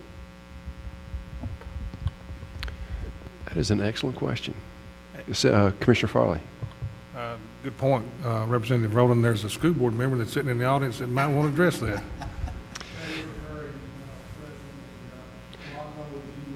Let me, Mr. Blair, we have been joined by our school board member, Mr. Wayne Blair. And Wayne, if you would come forward, please. I know you've been chomping at the bit all night. We've been talking about education, something near and dear to your heart. You are certainly welcome to come forward and share any thoughts or questions that you have.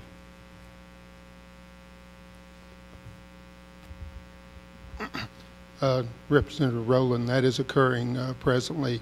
Motlow is using Laverne High School in the evenings for such an endeavor. So there are partnerships between schools and utilizations of our facilities, I believe, with MTSU and Motlow now. Thank you very much. Wayne, if you'll sit tight, I'm going to come back to you in just a second, okay? Any other comments about that? Commissioner Sparks, did I get all your questions? Well, just want to commend, and that's the kind of outside the box thinking that we need. And I commend the school board and Director Gill for having some of that foresight, but that same foresight is what we continue to need. All right. Thank you, Commissioner Sparks. Commissioner Jim Daniel.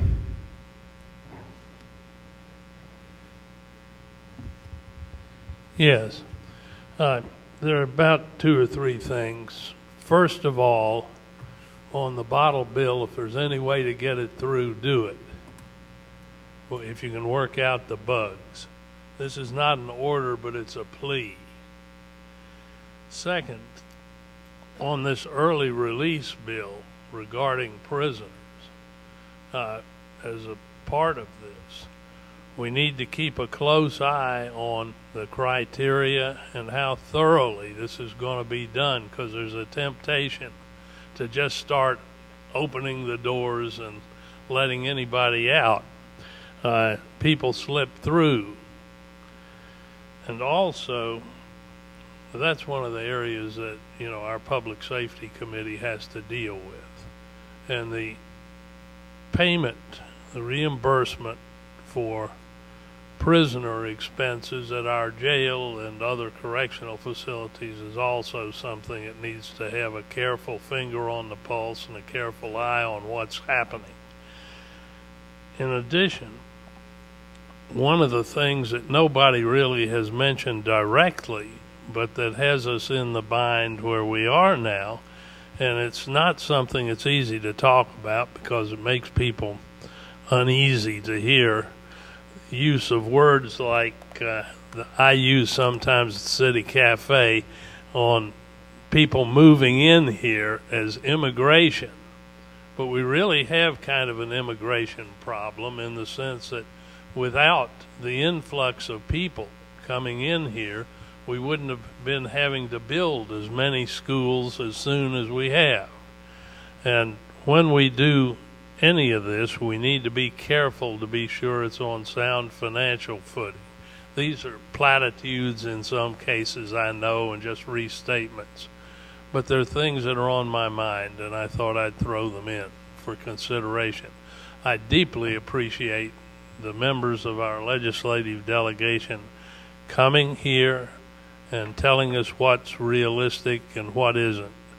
And I just want to say thanks. Representative Coleman.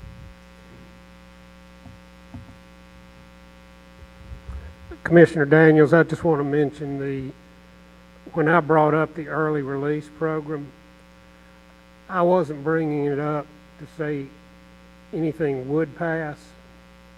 I was bringing it up more to let you know that in order to increase penalties for certain offenders or pass criminal laws which cause people to serve time in prison, there is no money really at the state level to see significant changes in the penalties that an armed robber the time he might or she might spend in jail under the current budget and the sentencing guidelines. If there are going to be changes, one way that you do come up with the cost of increasing those penalties is to look at other offenders or other crimes and change the time served on those offenses. And it could be done one or two ways. The most likely way would be to look at some of the current required sentencing and change those because they're nonviolent offenders in order to be able to pay the fiscal cost of keeping an armed bandit or armed robber in jail for a longer period of time, because some figures will show that armed robber is more likely when they get out to go right back to harming society than, say, the fellow that gets caught 3 times smoking a joint of marijuana. And that's just an example. He might not be harming society as much as the guy that robs the 2 senior citizens in our county. So those are the type of issues that we're going to be facing with the tight budget that we haven't had to look at in the past. But the likelihood of passing anything that makes it easier on criminals no matter what offense they're committing, is going to be a tough bill to pass, maybe even tougher than the bottle bill has been in the past. But I do know those type bills will be coming forward. Thank you. All right, thank you, Commissioner Jim Daniel. Appreciate your comments. I want to come back to Mr. Blair. We've talked a lot about education tonight, and we didn't want to. We certainly appreciate you being here. Wanted to give you an opportunity to, having heard these comments, to share any thoughts that you might have, any concerns, questions that you might have for our delegation. I came here just to be informed and to get to listen to our legislators, who, by the way, this delegation has been extremely friendly to our education program, and they certainly see the importance and relevance of education in our state. Also, this county commission has been extremely friendly to our education program. As far as any comments, I would like to echo Commissioner Phillips' plea to maintain our current BEP flow. It is way past critical that we get to keep those funds. As far as the race to the top dollars, we signed the memorandum of understanding knowing that the dollars were out there, and our concern if we did not sign and the money came and we didn't get the money but still had to meet the criteria, we'd much rather have the money. So anything that we can do to enhance our system, and if the federal dollars are there, we're certainly going to apply for them. We certainly appreciate the cooperation of our Teachers Association, who also had to sign off on this program as the director of schools and the chairman of the board. So I appreciate the opportunity to get to listen. I have learned some things that I did not know before tonight, and we just, we plead for the children and beg you to do everything you can to keep the system, keep enhancing the system, because we certainly do, Commissioner Sparks, think outside the box all the time, trying to develop new methodology, initiatives, partnerships, anything that we can do to improve our system. Thank you, Mr. Chairman. Thank you, Mr. Blair. Any other comments? Okay, Commissioner Adam Coggin. Just one more thing in regards to the bottle bill. I believe Mr. Coleman, Representative Coleman's House Bill 1167 with Mike McDonald. Mike Turner was carrying it, but I think McDonald's carrying it now. And Senate Bill 1404. I think you've got a good sponsor, so that helps. That sponsors do sometimes make a difference. And do you know who has it in the Senate? Jackson. Getting rid of Turner probably helped, didn't it? Getting rid of Turner probably helped, didn't it? Sorry. Getting rid of Representative Turner probably helped, didn't it? Representative Turner would be a good sponsor too. I don't want to take away from any of them. All right. Any other comments, questions from the committee? I think Commissioner Sparks wants to make a comment. Just want to share something with the state delegation real quick. Talked with a young lady the other day that went through barber school, hair school. The state requires her to do 1,500 hours. Go through chemistry and biology and things on a barber test you'd think would never be on there. Well, she graduates after about $7,000 of her money. She puts up Commissioner Sandlin. Calls the state says, well, call us back. Takes about 30 days to take a test. Then she's got to go back for another test. So what I want y'all to think about is the state puts up all these requirements for her to get an education. Then after she graduates, they don't care about her livelihood, about her making an income, okay? Talk about being pro-business.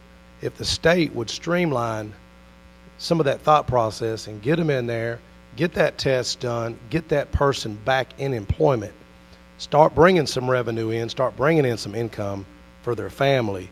It just, to me, it's a no-brainer. But what bothers me with the state of Tennessee, if you ever have to do business with the state of Tennessee, which I do sometimes, the bureaucracy and the attitude is like they don't care.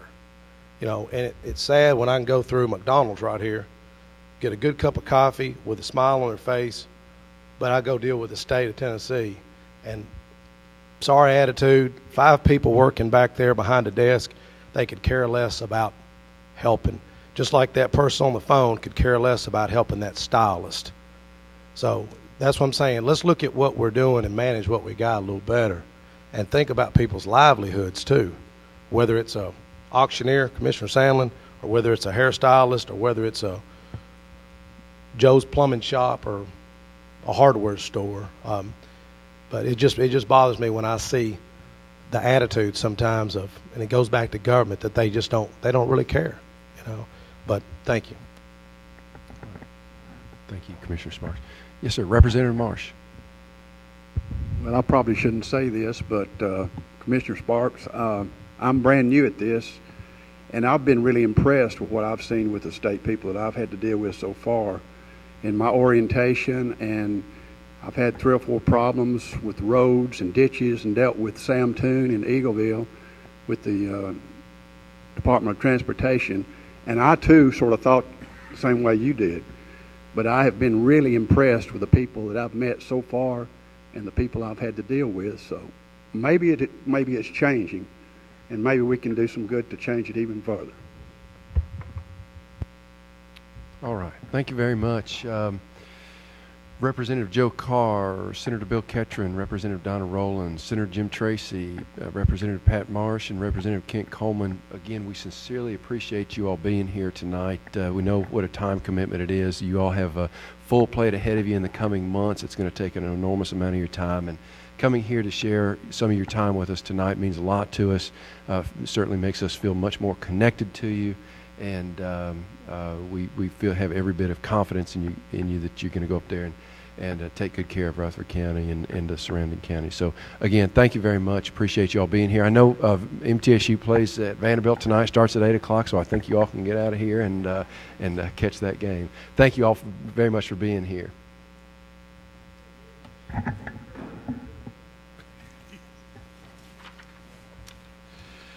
All right. Unfortunately for members of the steering committee, however, our work is not done. We need to press on here. We will move to, unless there's a great sentiment to take a break, if you all are ready to continue pressing forward. Okay, we've got some sentiment to press forward. We'll continue on then with item number 2 on our agenda. We need to fill 2 vacancies on our Public Building Authority. The committee has received, thank you. It has received 2 applications.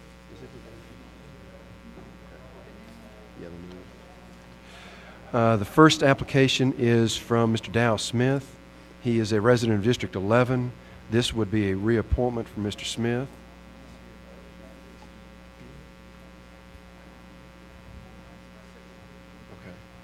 Okay.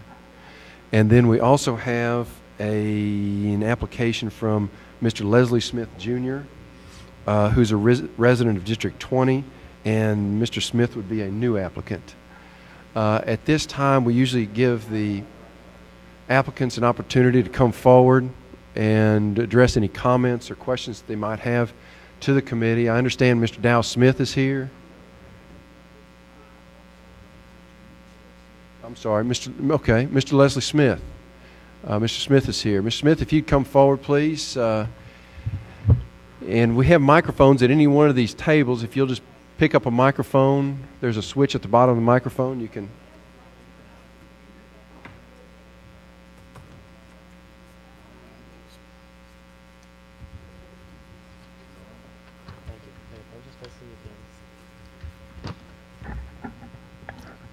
My name is Leslie Smith Jr. I work at Heritage Farms Dairy. I've been the engineer there for 18 years. I've been employed with Kroger for 20 years. Chairman, I appreciate y'all's taken a look at my application and would like to answer any questions or anything that you've got. All right. Thank you, Mr. Smith. What questions are there for Mr. Smith? Looks like we're going to let you off easy tonight. Okay. Thank you. We appreciate your interest in in serving on the Public Building Authority. Thank you very much. All right, then at this time, we'll go ahead and open the floor for any motions.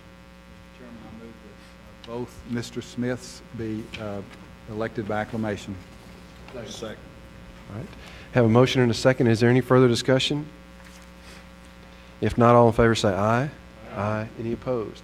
All right. Mr. Smith, thank you very much. Again, appreciate your willingness to serve, and your appointment, along with that of Mr. Dow Smith's reappointment, will be forwarded to the full commission with the recommendation for approval, and that will be heard at the next commission meeting later this month. January 17th. January 17th. Thank you. All right, we'll move on to agenda item number 3, the County Attorney Legal Services Agreement. And in advance of our meeting tonight, we did receive information from Mayor Burgess enclosing a proposed legal services agreement. The committee will recall that we approved a legal services agreement in September and have since rescinded that agreement with concern that that there still needs to be work done on the agreement itself, that we did not want that agreement going into effect in the event that the private act was passed and the agreement went into effect automatically. So we have rescinded the agreement. We need to begin our work now on revamping, I guess, this new legal services agreement so that we can have one in place ready to go when and hopefully if the private act passes. So we do have this memo from Mayor Burgess indicating he's made several suggested changes from the original document that was approved in September. He believes brings clarification to the agreement. So at this time, I believe probably the best way to start this will be with you, Mayor, if you would kind of take us through the agreement, I suppose, bullet point fashion, highlight for us, and anything you think we need to know. Okay, thank you very much, Mr. Chairman. We can spend as much time on this as you want, or we can give you a brief overview. I hope that you've reviewed this in some detail, and I attempted to get a copy to each of you that's highlighted, which will show it only those places where we actually made some changes, and largely for clarification. And there are 2 or 3 changes that we made that we thought we had heard from any number of you and others that it needed some revisiting, and we did just that. So we can take this as quickly as you choose if you want to stop me, but I don't think that we are having any intentions of getting to the point tonight of even trying to debate this particular issue. But if you have need for questions to be clarified or issues to be further discussed, I'd be happy to do that. But let me just make a run at this and see how that goes, and you can go from there. And I won't dwell on this in every word and every detail of every line, because I'm assuming that you have read this with some careful consideration. But in any event, you'll notice the first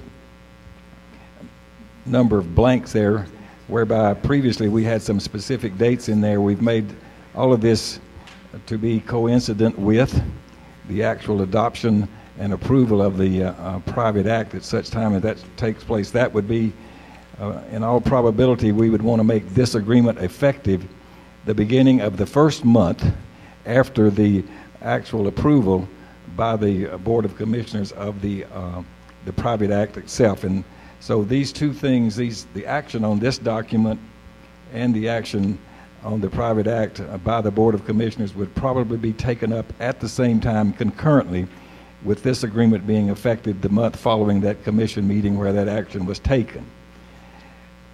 And we probably don't want to really approve this agreement until sometime close to the proximity of when we expect the private act to be completed and sent back to us by the state legislature.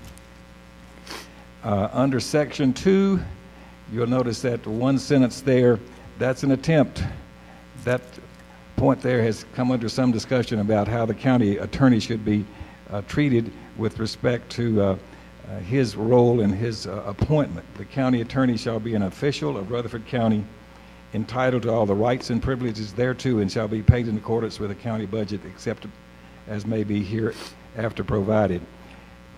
This basically is saying that this person, this appointment, will be treated like any other elected official or any other appointed official, just like you members of the Board of Commissions are treated. That's just that simple. That's all that says.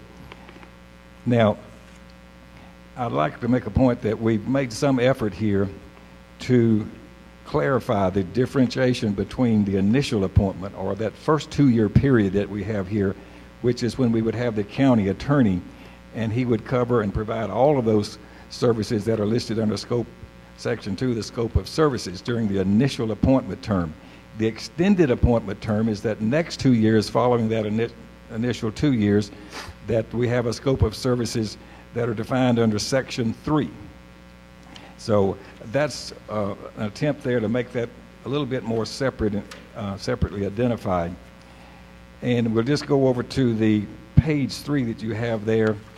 There is some substantial change there with respect to how one might place certain cases or legal matters that present unique circumstances with an attorney that is not the county attorney. And if you'll notice that large paragraph there right before Section 3, this is the change that I'm suggesting. It is understood that the county commission, and all of this will be reflective of what we've already taken action on the private act. I think it makes it congruent with that. Understood that the county commission, upon recommendation of the county mayor with the advice and consent of the county attorney, may place certain cases or legal matters that present unique circumstances, such as a conflict of interest or the need for particular expertise, with outside counsel. Now, that's a bit of a change from what we had there before, but it does place in the hands of the county commission the final authority to place those cases for additional legal matters outside the actual county attorney upon the recommendation of the mayor. Under Section 3, there's just a lot of places there where we've re-emphasized that this extended appointment term is different from the initial appointment. During that period of time, the county attorney that's serving in the initial will not be the county attorney, except he will be providing services that are more clearly defined outside of those basic services, which are identified earlier under Section 2C. Those are the litigation and extra services that will be provided during the extended appointment time. Note that again there, we have the same language in that last large paragraph on page 3 there, that it is understood that during that period of time, the extended appointment term, the county commission, upon recommendation of the county mayor with the advice and consent of the law firm, may place certain cases or legal matters that present unique circumstances, such as a conflict of interest or the need for particular expertise, with outside counsel. The same language there that we had earlier under the initial term when the county attorney was appointed. Note also at the bottom there on the last sentence, basically, beginning in the second year of the initial extended appointment term, the first 2-year extended appointment term, as new cases arise on a case-by-case basis for the services provided in Section 2C, the county commission, upon the written recommendation of the county mayor, has the option to place any new case with law firm or with a county staff attorney if Rutherford County has hired a county staff attorney. So that gives us the flexibility starting in that initial term, the second year of that initial term, to actually place new cases with the law firm or a county staff attorney if we have one in place at that time. Okay, under Section 5, paragraph B, there is again some clarification there on the county attorney's role and standing with respect to the county. And we've added that language I have there, that the county attorney and associate shall provide at their expense professional liability insurance subject to its availability. The county attorney and associate shall be entitled to be represented, defended, and have liability claims against them paid by Rutherford County in the same manner as other elected or appointed officials or employees of the county with regards to matters arising in relation to the county. Again, this just says we're going to treat the county attorney during that first 2 years of this initial appointment term the same way we would treat and defend any other elected, any other appointed official, or any employee of the county, just as some of you have been represented and will, I'm sure, need to be represented again in the future. Now, that pretty much covers that particular page. We made a little bit of point of clarification with respect to with the sheriff, whereby previously the attorney selected by the sheriff was subject to the approval of the county attorney. This is now subject to the approval of the county mayor with the advice and consent of the law firm. All of this now starts with the commission, goes through the mayor with the advice and consent of the law firm or the county attorney.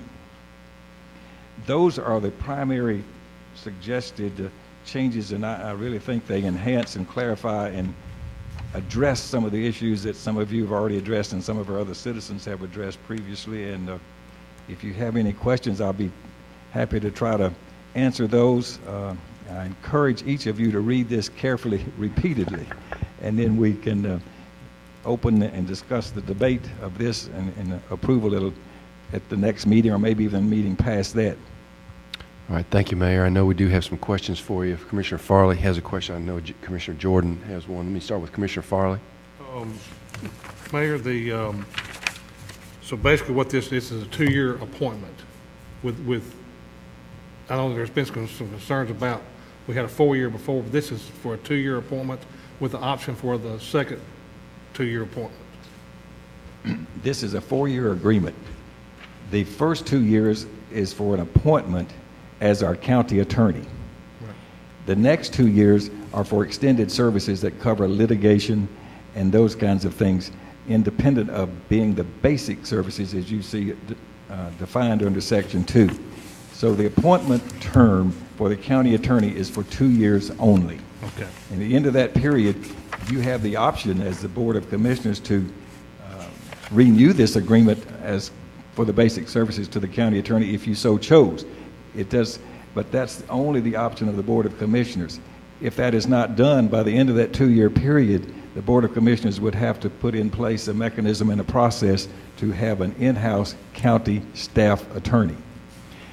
And my next question, I know when there's been some debate before in Section 5 under B, where it talks about the county attorney and associates shall provide at their expense professional liability insurance, and it also goes into the part where we're going to treat them just like any elected or appointed official as well. Can you describe what the difference between their liability insurance versus the other? Explain that. Well, their liability insurance only would be for those particular situations whereby they had done something. It's basically malpractice insurance. In other words, if they had done something deliberately, or if they had done something for financial gain in the course of representing us, then that insurance would have to cover that particular damage or whatever that we might have been exposed to. The routine kinds of errors or routine kinds of statements that we make, I make or you make, or decisions that the Planning Commission make, those kinds of things, we would defend any actions there that were taken against any official, including the county attorney, during that 2-year period. Now, during the second extended appointment term, we would not be defending them for those particular kinds of liability issues. They would be their complete responsibility, just like us hiring an outside attorney. Now, keep in mind that when we put in place our own county attorney, that's going to be another, first of all, an employee, and secondly, a county appointed official. We're going to have this same language.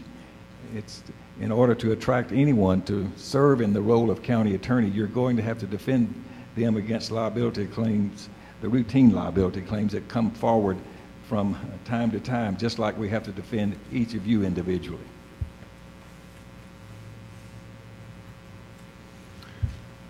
Thank you, Commissioner Farley. Commissioner Jordan. Thank you, Chairman Rogers. I appreciate it. Mr. Mayor, I think I got this. I wanted to ask, just to make certain here, if we have and I'm reading off of page 3, and you just went over it. If it is understood that the county commission, upon a recommendation of the county mayor with advice and consent of the county attorney, well, the county commission could then take your recommendation if it's a unique situation or a case of where certain expertise was needed that our county attorney did not have, which in today's world could certainly happen. The county commission would have final authority to approve that recommendation, and I probably shouldn't have said you, because or me either, for that matter, because it's going to be future commissions and future mayors, and I'm concerned about us, but I'm also, like you are, 20 and 30 and 50 years from now. But is that what it's saying? The county commission will have final authority? Yes, sir. Okay. That says if the county mayor comes upon a situation and he and or she and the county attorney determined that there's some reason that we need to go outside the scope of the ability of the county attorney that's appointed during this first 2-year period, then we should bring that recommendation. I would bring that recommendation to the steering committee and tell you the set of circumstances from which we're making this recommendation, and you would take it forward to the Board of Commissioners for their final approval. Well, that gets us out of the situation that I believe fellow commissioners have mentioned to me. We didn't want to have a discussion on the commission floor about this law firm or that law firm or getting these people. We could approve or not approve the recommendation. And then I assume if we didn't approve it, if you didn't approve it, we'd have to find another alternative. If you could suggest some reasons for that, and we'd have to do that. Yes, sir. Okay. Do you see any problem upon recommendation of the county mayor with advice and consent? Do you see any problem with that word consent of the county attorney? I really don't, because if the county attorney doesn't agree with me, I'm going to bring the recommendation to you guys anyway, and you're going to have the final and ultimate authority. Oh, okay. Then shouldn't that be in there? I think we might iterate on this a bit more, but I really don't. I'm really comfortable with this right now, and I'm not. Remember this: we're just talking about a short period here. We're talking about a 2-year period of time to deal with this, and I think this certainly gives us a good foundation to make that occur, and put us on the road to putting in place, if you so choose, a county staff attorney. Okay, thank you. And this is what I would like. I wouldn't want to make a recommendation to the Board of Commissioners without the advice of a staff attorney or the county attorney during this first period. Really, I think it would be the reasonable thing to do, and I don't think there would be any real problem with it personally. Okay, thank you. Other questions?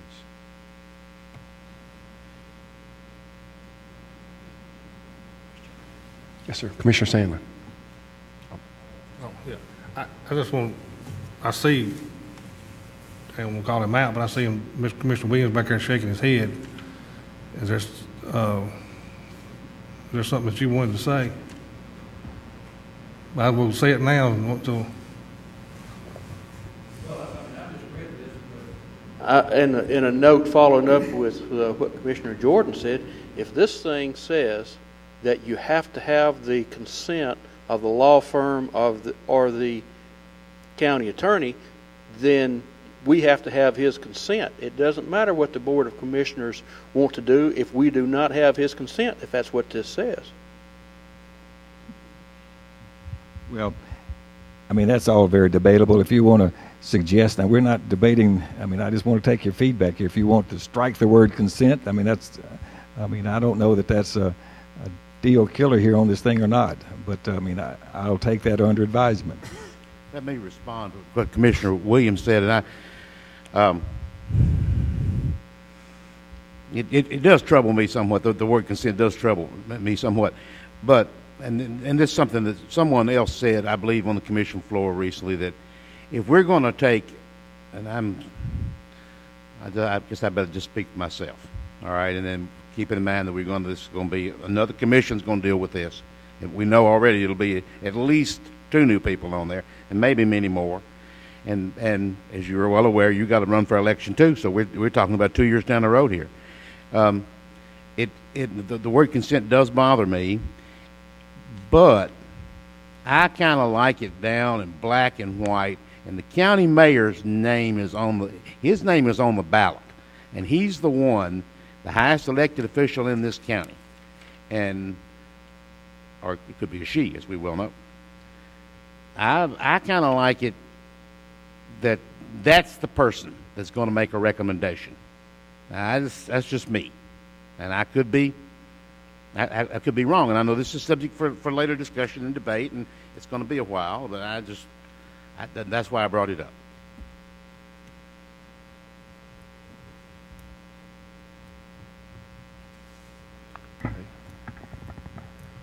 Commissioner Sandlin. I think I've asked this before, but I mean, every time we get into talking about it, I get more confused, and I apologize, especially to the mayor and anybody on the steering committee. But I thought our process was to put the county attorney that we have now, our county attorney Cope, in a position here for a 2 more, or put him into a 2-year time frame. Within that 2-year time frame, which I guess it's October 31st, 2011, is when that 2-year time frame is up, because we just put him in there here October of this last year. So that make him 2 years in 2011. Within that 2-year time frame, we are looking at putting a full-time attorney into the county some way, form, or fashion, whether it be the courthouse or where, but to put a full-time attorney on board. And I understand writing this up or putting this in place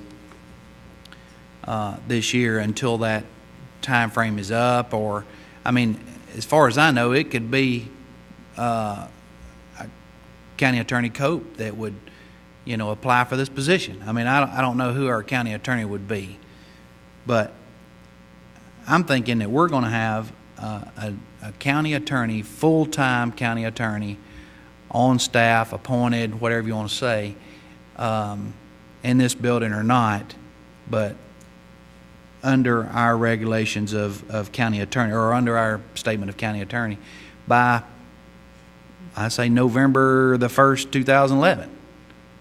That's the whole point. I thought that we were in the direction of going, but am I right or am I wrong? Is that not correct? You're absolutely correct. But let me make one point. The county attorney has been appointed, yes, again, even currently, as you just said, for a term to expire on October the 31st of 2011. Yes, sir. Now, this right here, if we adopt this and we put those time frames in place that I suggested, that he would serve 2 years from the date we adopt this, which means we're going to extend his term, technically, the 2 or 3 or 4 months, whatever it takes us to get this done through the legislative process. So, but now your basic answer to this, what you just said, this gives us every ability, and it's clear that that's the intent of what we want to do, is at the end of this 2-year period here, for these basic services to be provided by the county attorney, is to have in place a county staff attorney. By November, so there's nothing. By November 1st, 2011. Well, that date, technically, you'll have to determine if you want to make that. You'd have to make this first period here shorter than 2 years. You'd have to make it just the balance of the term, and that's something that can be yet discussed, okay? Okay. That's all that is. Okay. I just want to make sure we're still on my same thought that we were doing. That has never changed, that process. That's one of the primary reasons. And what you have here in Section 2 is more or less almost a job description of what our staff attorney would be doing for Rutherford County during his initial engagement. And then as that staff attorney gained the ability or more staff, then they would be in a position to take on the litigation part of it. But that would give us, during this second extended 2-year appointment term, it would give us time for that person to gain additional staff or gain additional expertise to allow us, starting the second year of that initial extended appointment term, to use the in-house county staff attorney to do some of the litigation as we so desired. So we're thinking our I guess our legal agreement, not our agreement, but our whatever we just approved last month, which was last year, yes, our private act. We're thinking that will be approved, what, March or sooner? I don't know. It could be March or it could be April, but whenever it is approved, then it has to come back to the Board of Commissioners for a 2/3 vote to officially approve that and accept that and adopt that private act.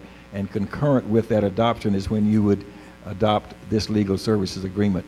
And that would start the time, you might say, with respect to its execution, the month following your approval at the Board of Commissioners meeting.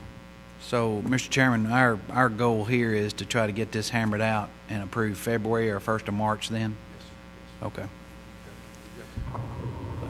Look at this and have something in place by then. We really have kind of a short time frame here. We probably need to do some substantial work on it tonight and then tweak it, because this may not, I suspect this may not be the last revision here.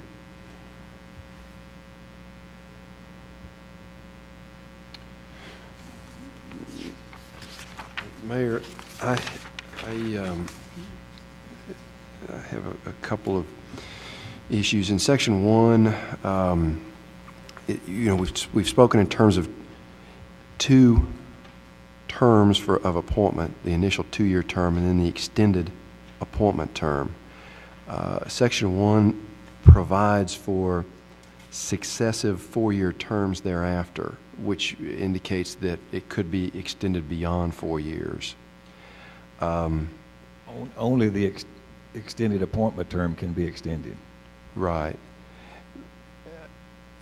That's, of course, again, that's completely at the option of the Board of Commissioners. Yeah, candidly, that does not comport with what my vision of this transition was, and that is at the end of 4 years, we would have transitioned entirely in-house, and that in-house counsel then would be responsible for parceling out any outside litigation and that sort of thing.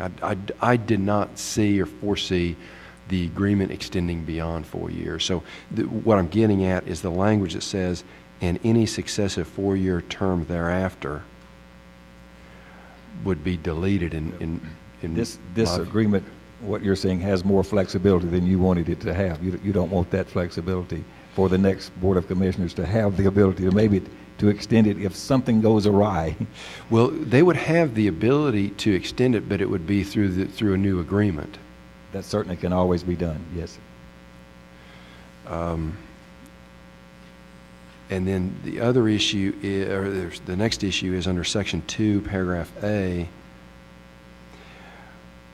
Before we get into all the things that the budget expenditures are designed to pay for, I know those are also the duties of the county attorney. Numbers 1 through 13. But it doesn't actually say that. It just says the budget expenditures paid by Rutherford County for the county attorney as set forth in Section 2B shall include and cover the following legal services rendered by the county attorney and his staff. I think that sentence should begin by saying the duties of the county attorney shall be, and then get into the budget expenditures also. But I think that sentence needs to say that here I'm just about to say what the duties of the county attorney are.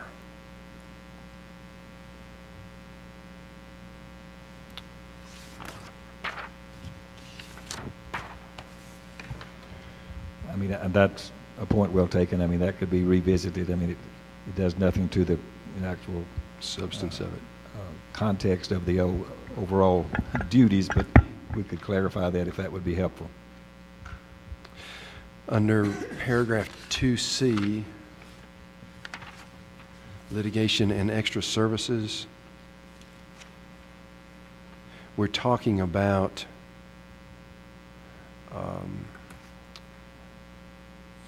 outside consulting with officers, and we're talking about litigation, like I said, litigation and extra services.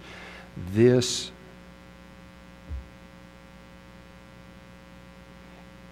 is speaking in terms of what I believe is the initial term, and not so much the extended term. Well, Section 2C, during the initial term for the appointment of the county attorney, they do provide all of those litigation services included there. And then during the extended appointment term, those basic services that we had earlier that you were talking about in Section A are not covered anymore, but Section 2C is still covered under the extended appointment term. Okay. Those types of litigation and extra services. Okay.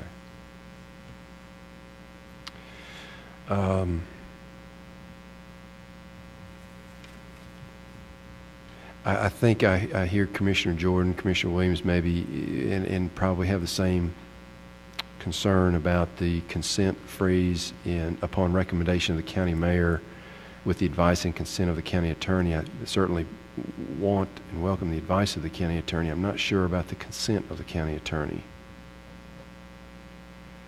And then also, the county commission, I think it's clear in the agreement that the county commission places certain cases or legal matters with outside counsel. But the next sentence goes on to say, unless otherwise agreed by the county mayor and county attorney, it addresses their fees. The amount of the fees are left to the sole discretion of the county mayor and county attorney. So I guess the county commission approves the individual, then the county mayor and the county attorney approves the fee. I suppose that's probably part and parcel. The fee would be presented to the commission at the time we decide on the placement of that placement of that case with outside counsel. I'm sure that issue would be addressed at that time. That issue would have to be addressed I think this really protects the county if it says at first pass we have to ask whatever this attorney is, outside attorney that we're trying to select, if they will agree to the rates that are so outlined here. And if they do, I think the Board of Commissioners would be happy to accept those rates because these are very good rates. But if they don't agree, we would have to bring to the County Commission with the recommendation a schedule of rates that would be different from this included here. And Mayor, my question about emergency type placement of cases, again, we're requiring the approval of the full commission, but in the circumstance where the commission doesn't meet in July, we are sued on June 30th. We won't meet again until late August. Our deadline to respond is 20, maybe 30 days. What do you see happening during that time? I believe our county attorney is perfectly equipped to go into court and get a stay from the court if we have such a condition like that occurring. The likelihood of this is probably slim and none, and I think we could go into court and then still make at least an initial appearance and do what needs to be done initially and still give us time to intervene and put in place a better equipped attorney if that were necessary. I struggled with that, and that's the reason we had the language the other way initially, that would allow the county mayor to do this. But since there's been so much concern about it, I believe there is a fairly practical way that we can work around this difficulty.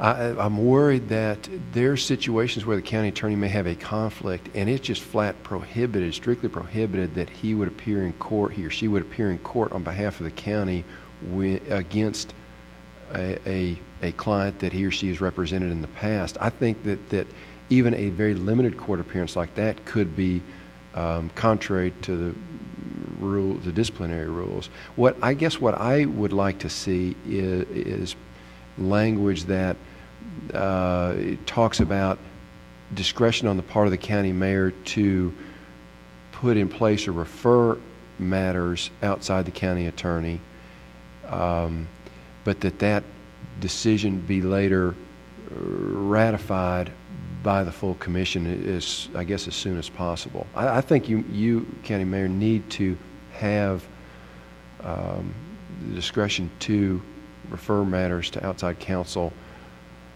in emergency type situations.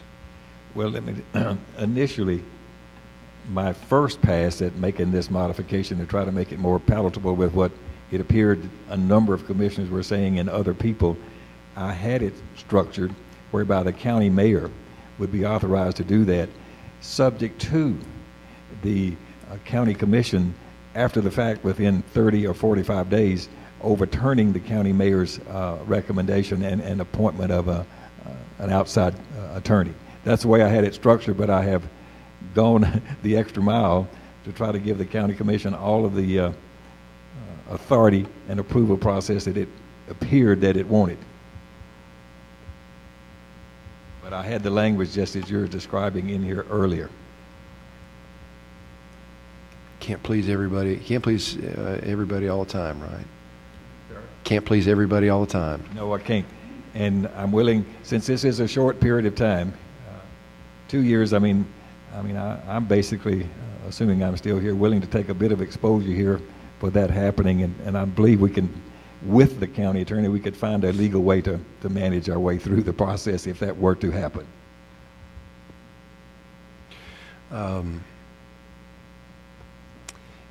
And finally, I envision that any new cases as they arise,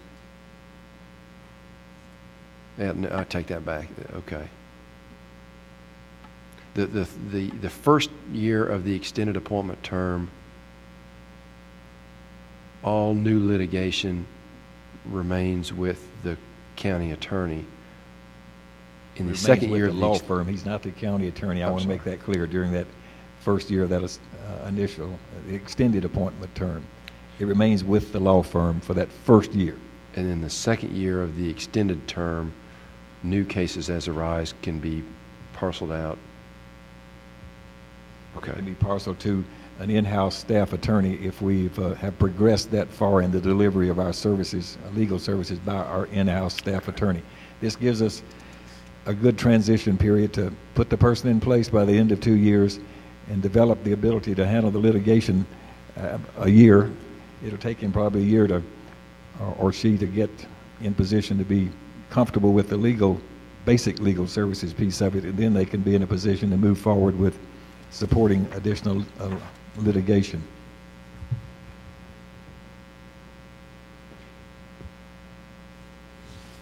Okay, I think that's all the questions I had. Thank you, Mayor.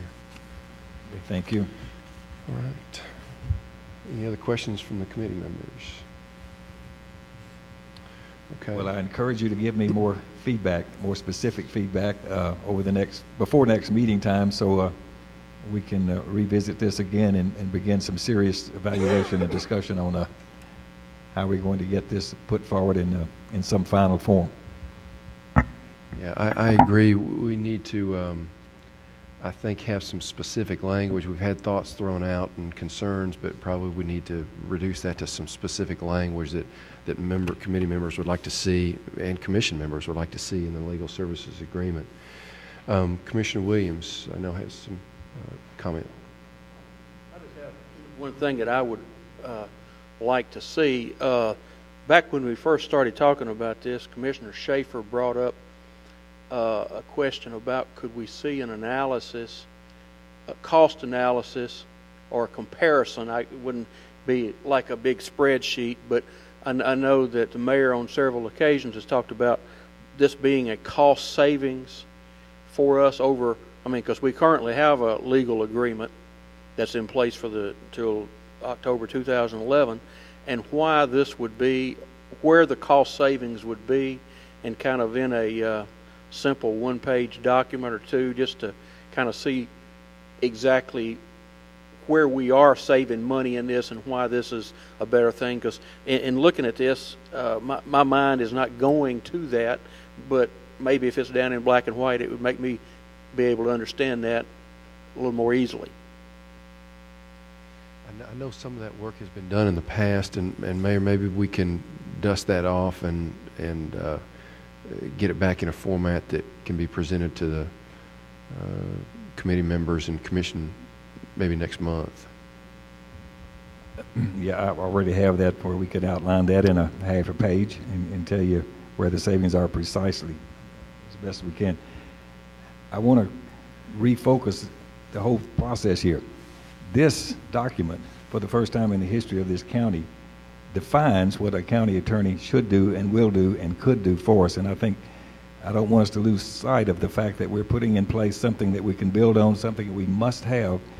And this is something that's extremely important as we get our own in-house staff attorney, that we have these kinds of definitions of what the responsibilities are and how they're going to do them. And it will help us immensely, even currently, and clear up, I think, some misconceptions from time to time. But we will have the cost review available as well.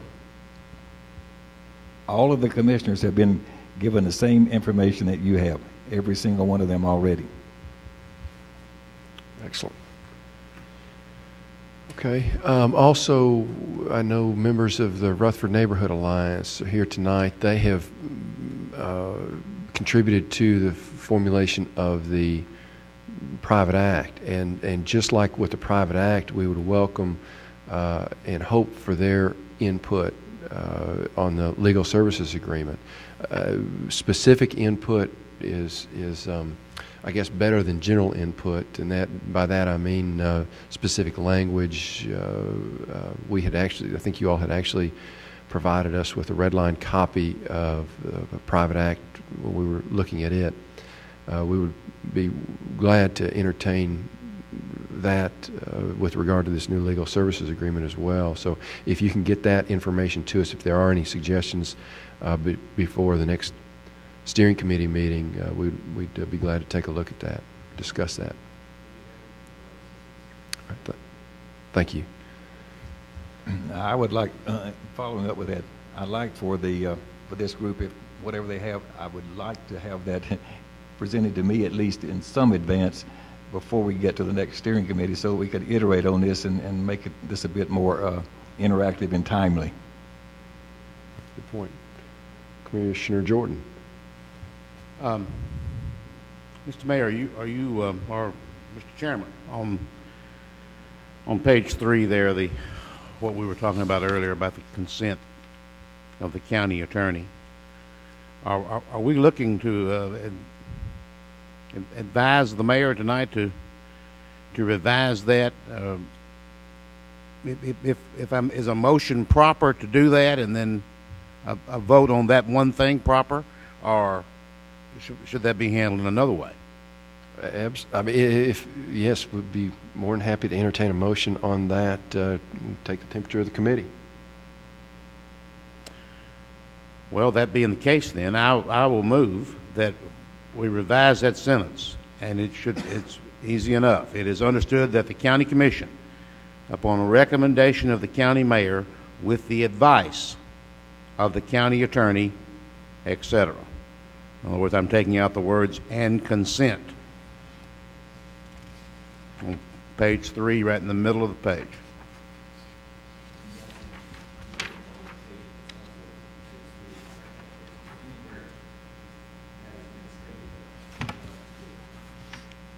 Don't mind the advice. I'm worried about the consent. We're talking about in both section 2 and section 3.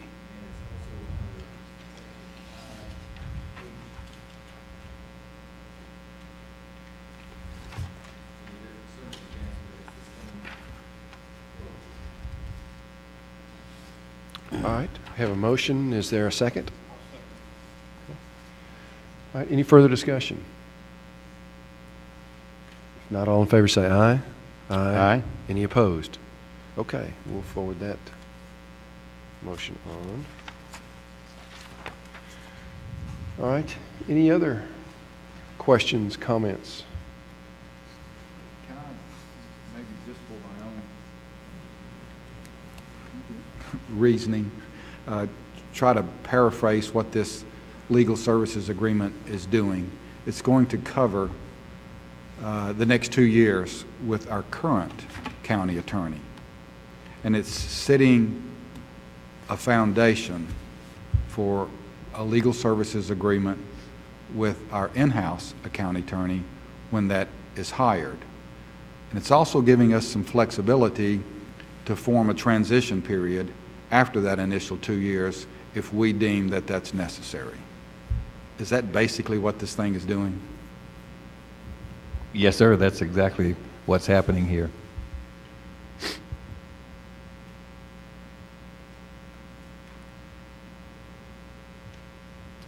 Mayor, do you think at our next steering committee meeting that procedurally we're trying to draft a document, and that's sometimes hard to do by committee, do you think procedurally it would be wise, I'll address this to the committee too, that we come forward to the next committee meeting with specific revisions and language to the agreement itself, and that we act on those specific suggestions each individually, one by one? We'll just knock them out one by one. I mean, John, let me tell you this. Since September, I've not had a single commissioner to bring forth one single specific suggestion. And I'm open. My door is open. My office is there, and I'll talk to anybody at any point. I think it's time for the commissioners that have specific ideas to come see me and see if we can resolve those. Those that we can't, bring them back to what you just said, and we'll take those one by one here as we deliberate and debate the steering committee. Sounds like an excellent idea. Okay. At this time, we'll go ahead and move to our next agenda item, which is any other business. Is there any other business? Mr. Chairman, we all got a letter from the Tennessee Ethics Commission today reminding us to file our statement of disclosure by the end of the month. Probably ought to put that on the announcement for the steering committee of the full commission. Remind everyone to do that. We will do that. All right. There being no other business, then we are adjourned. Thank you all.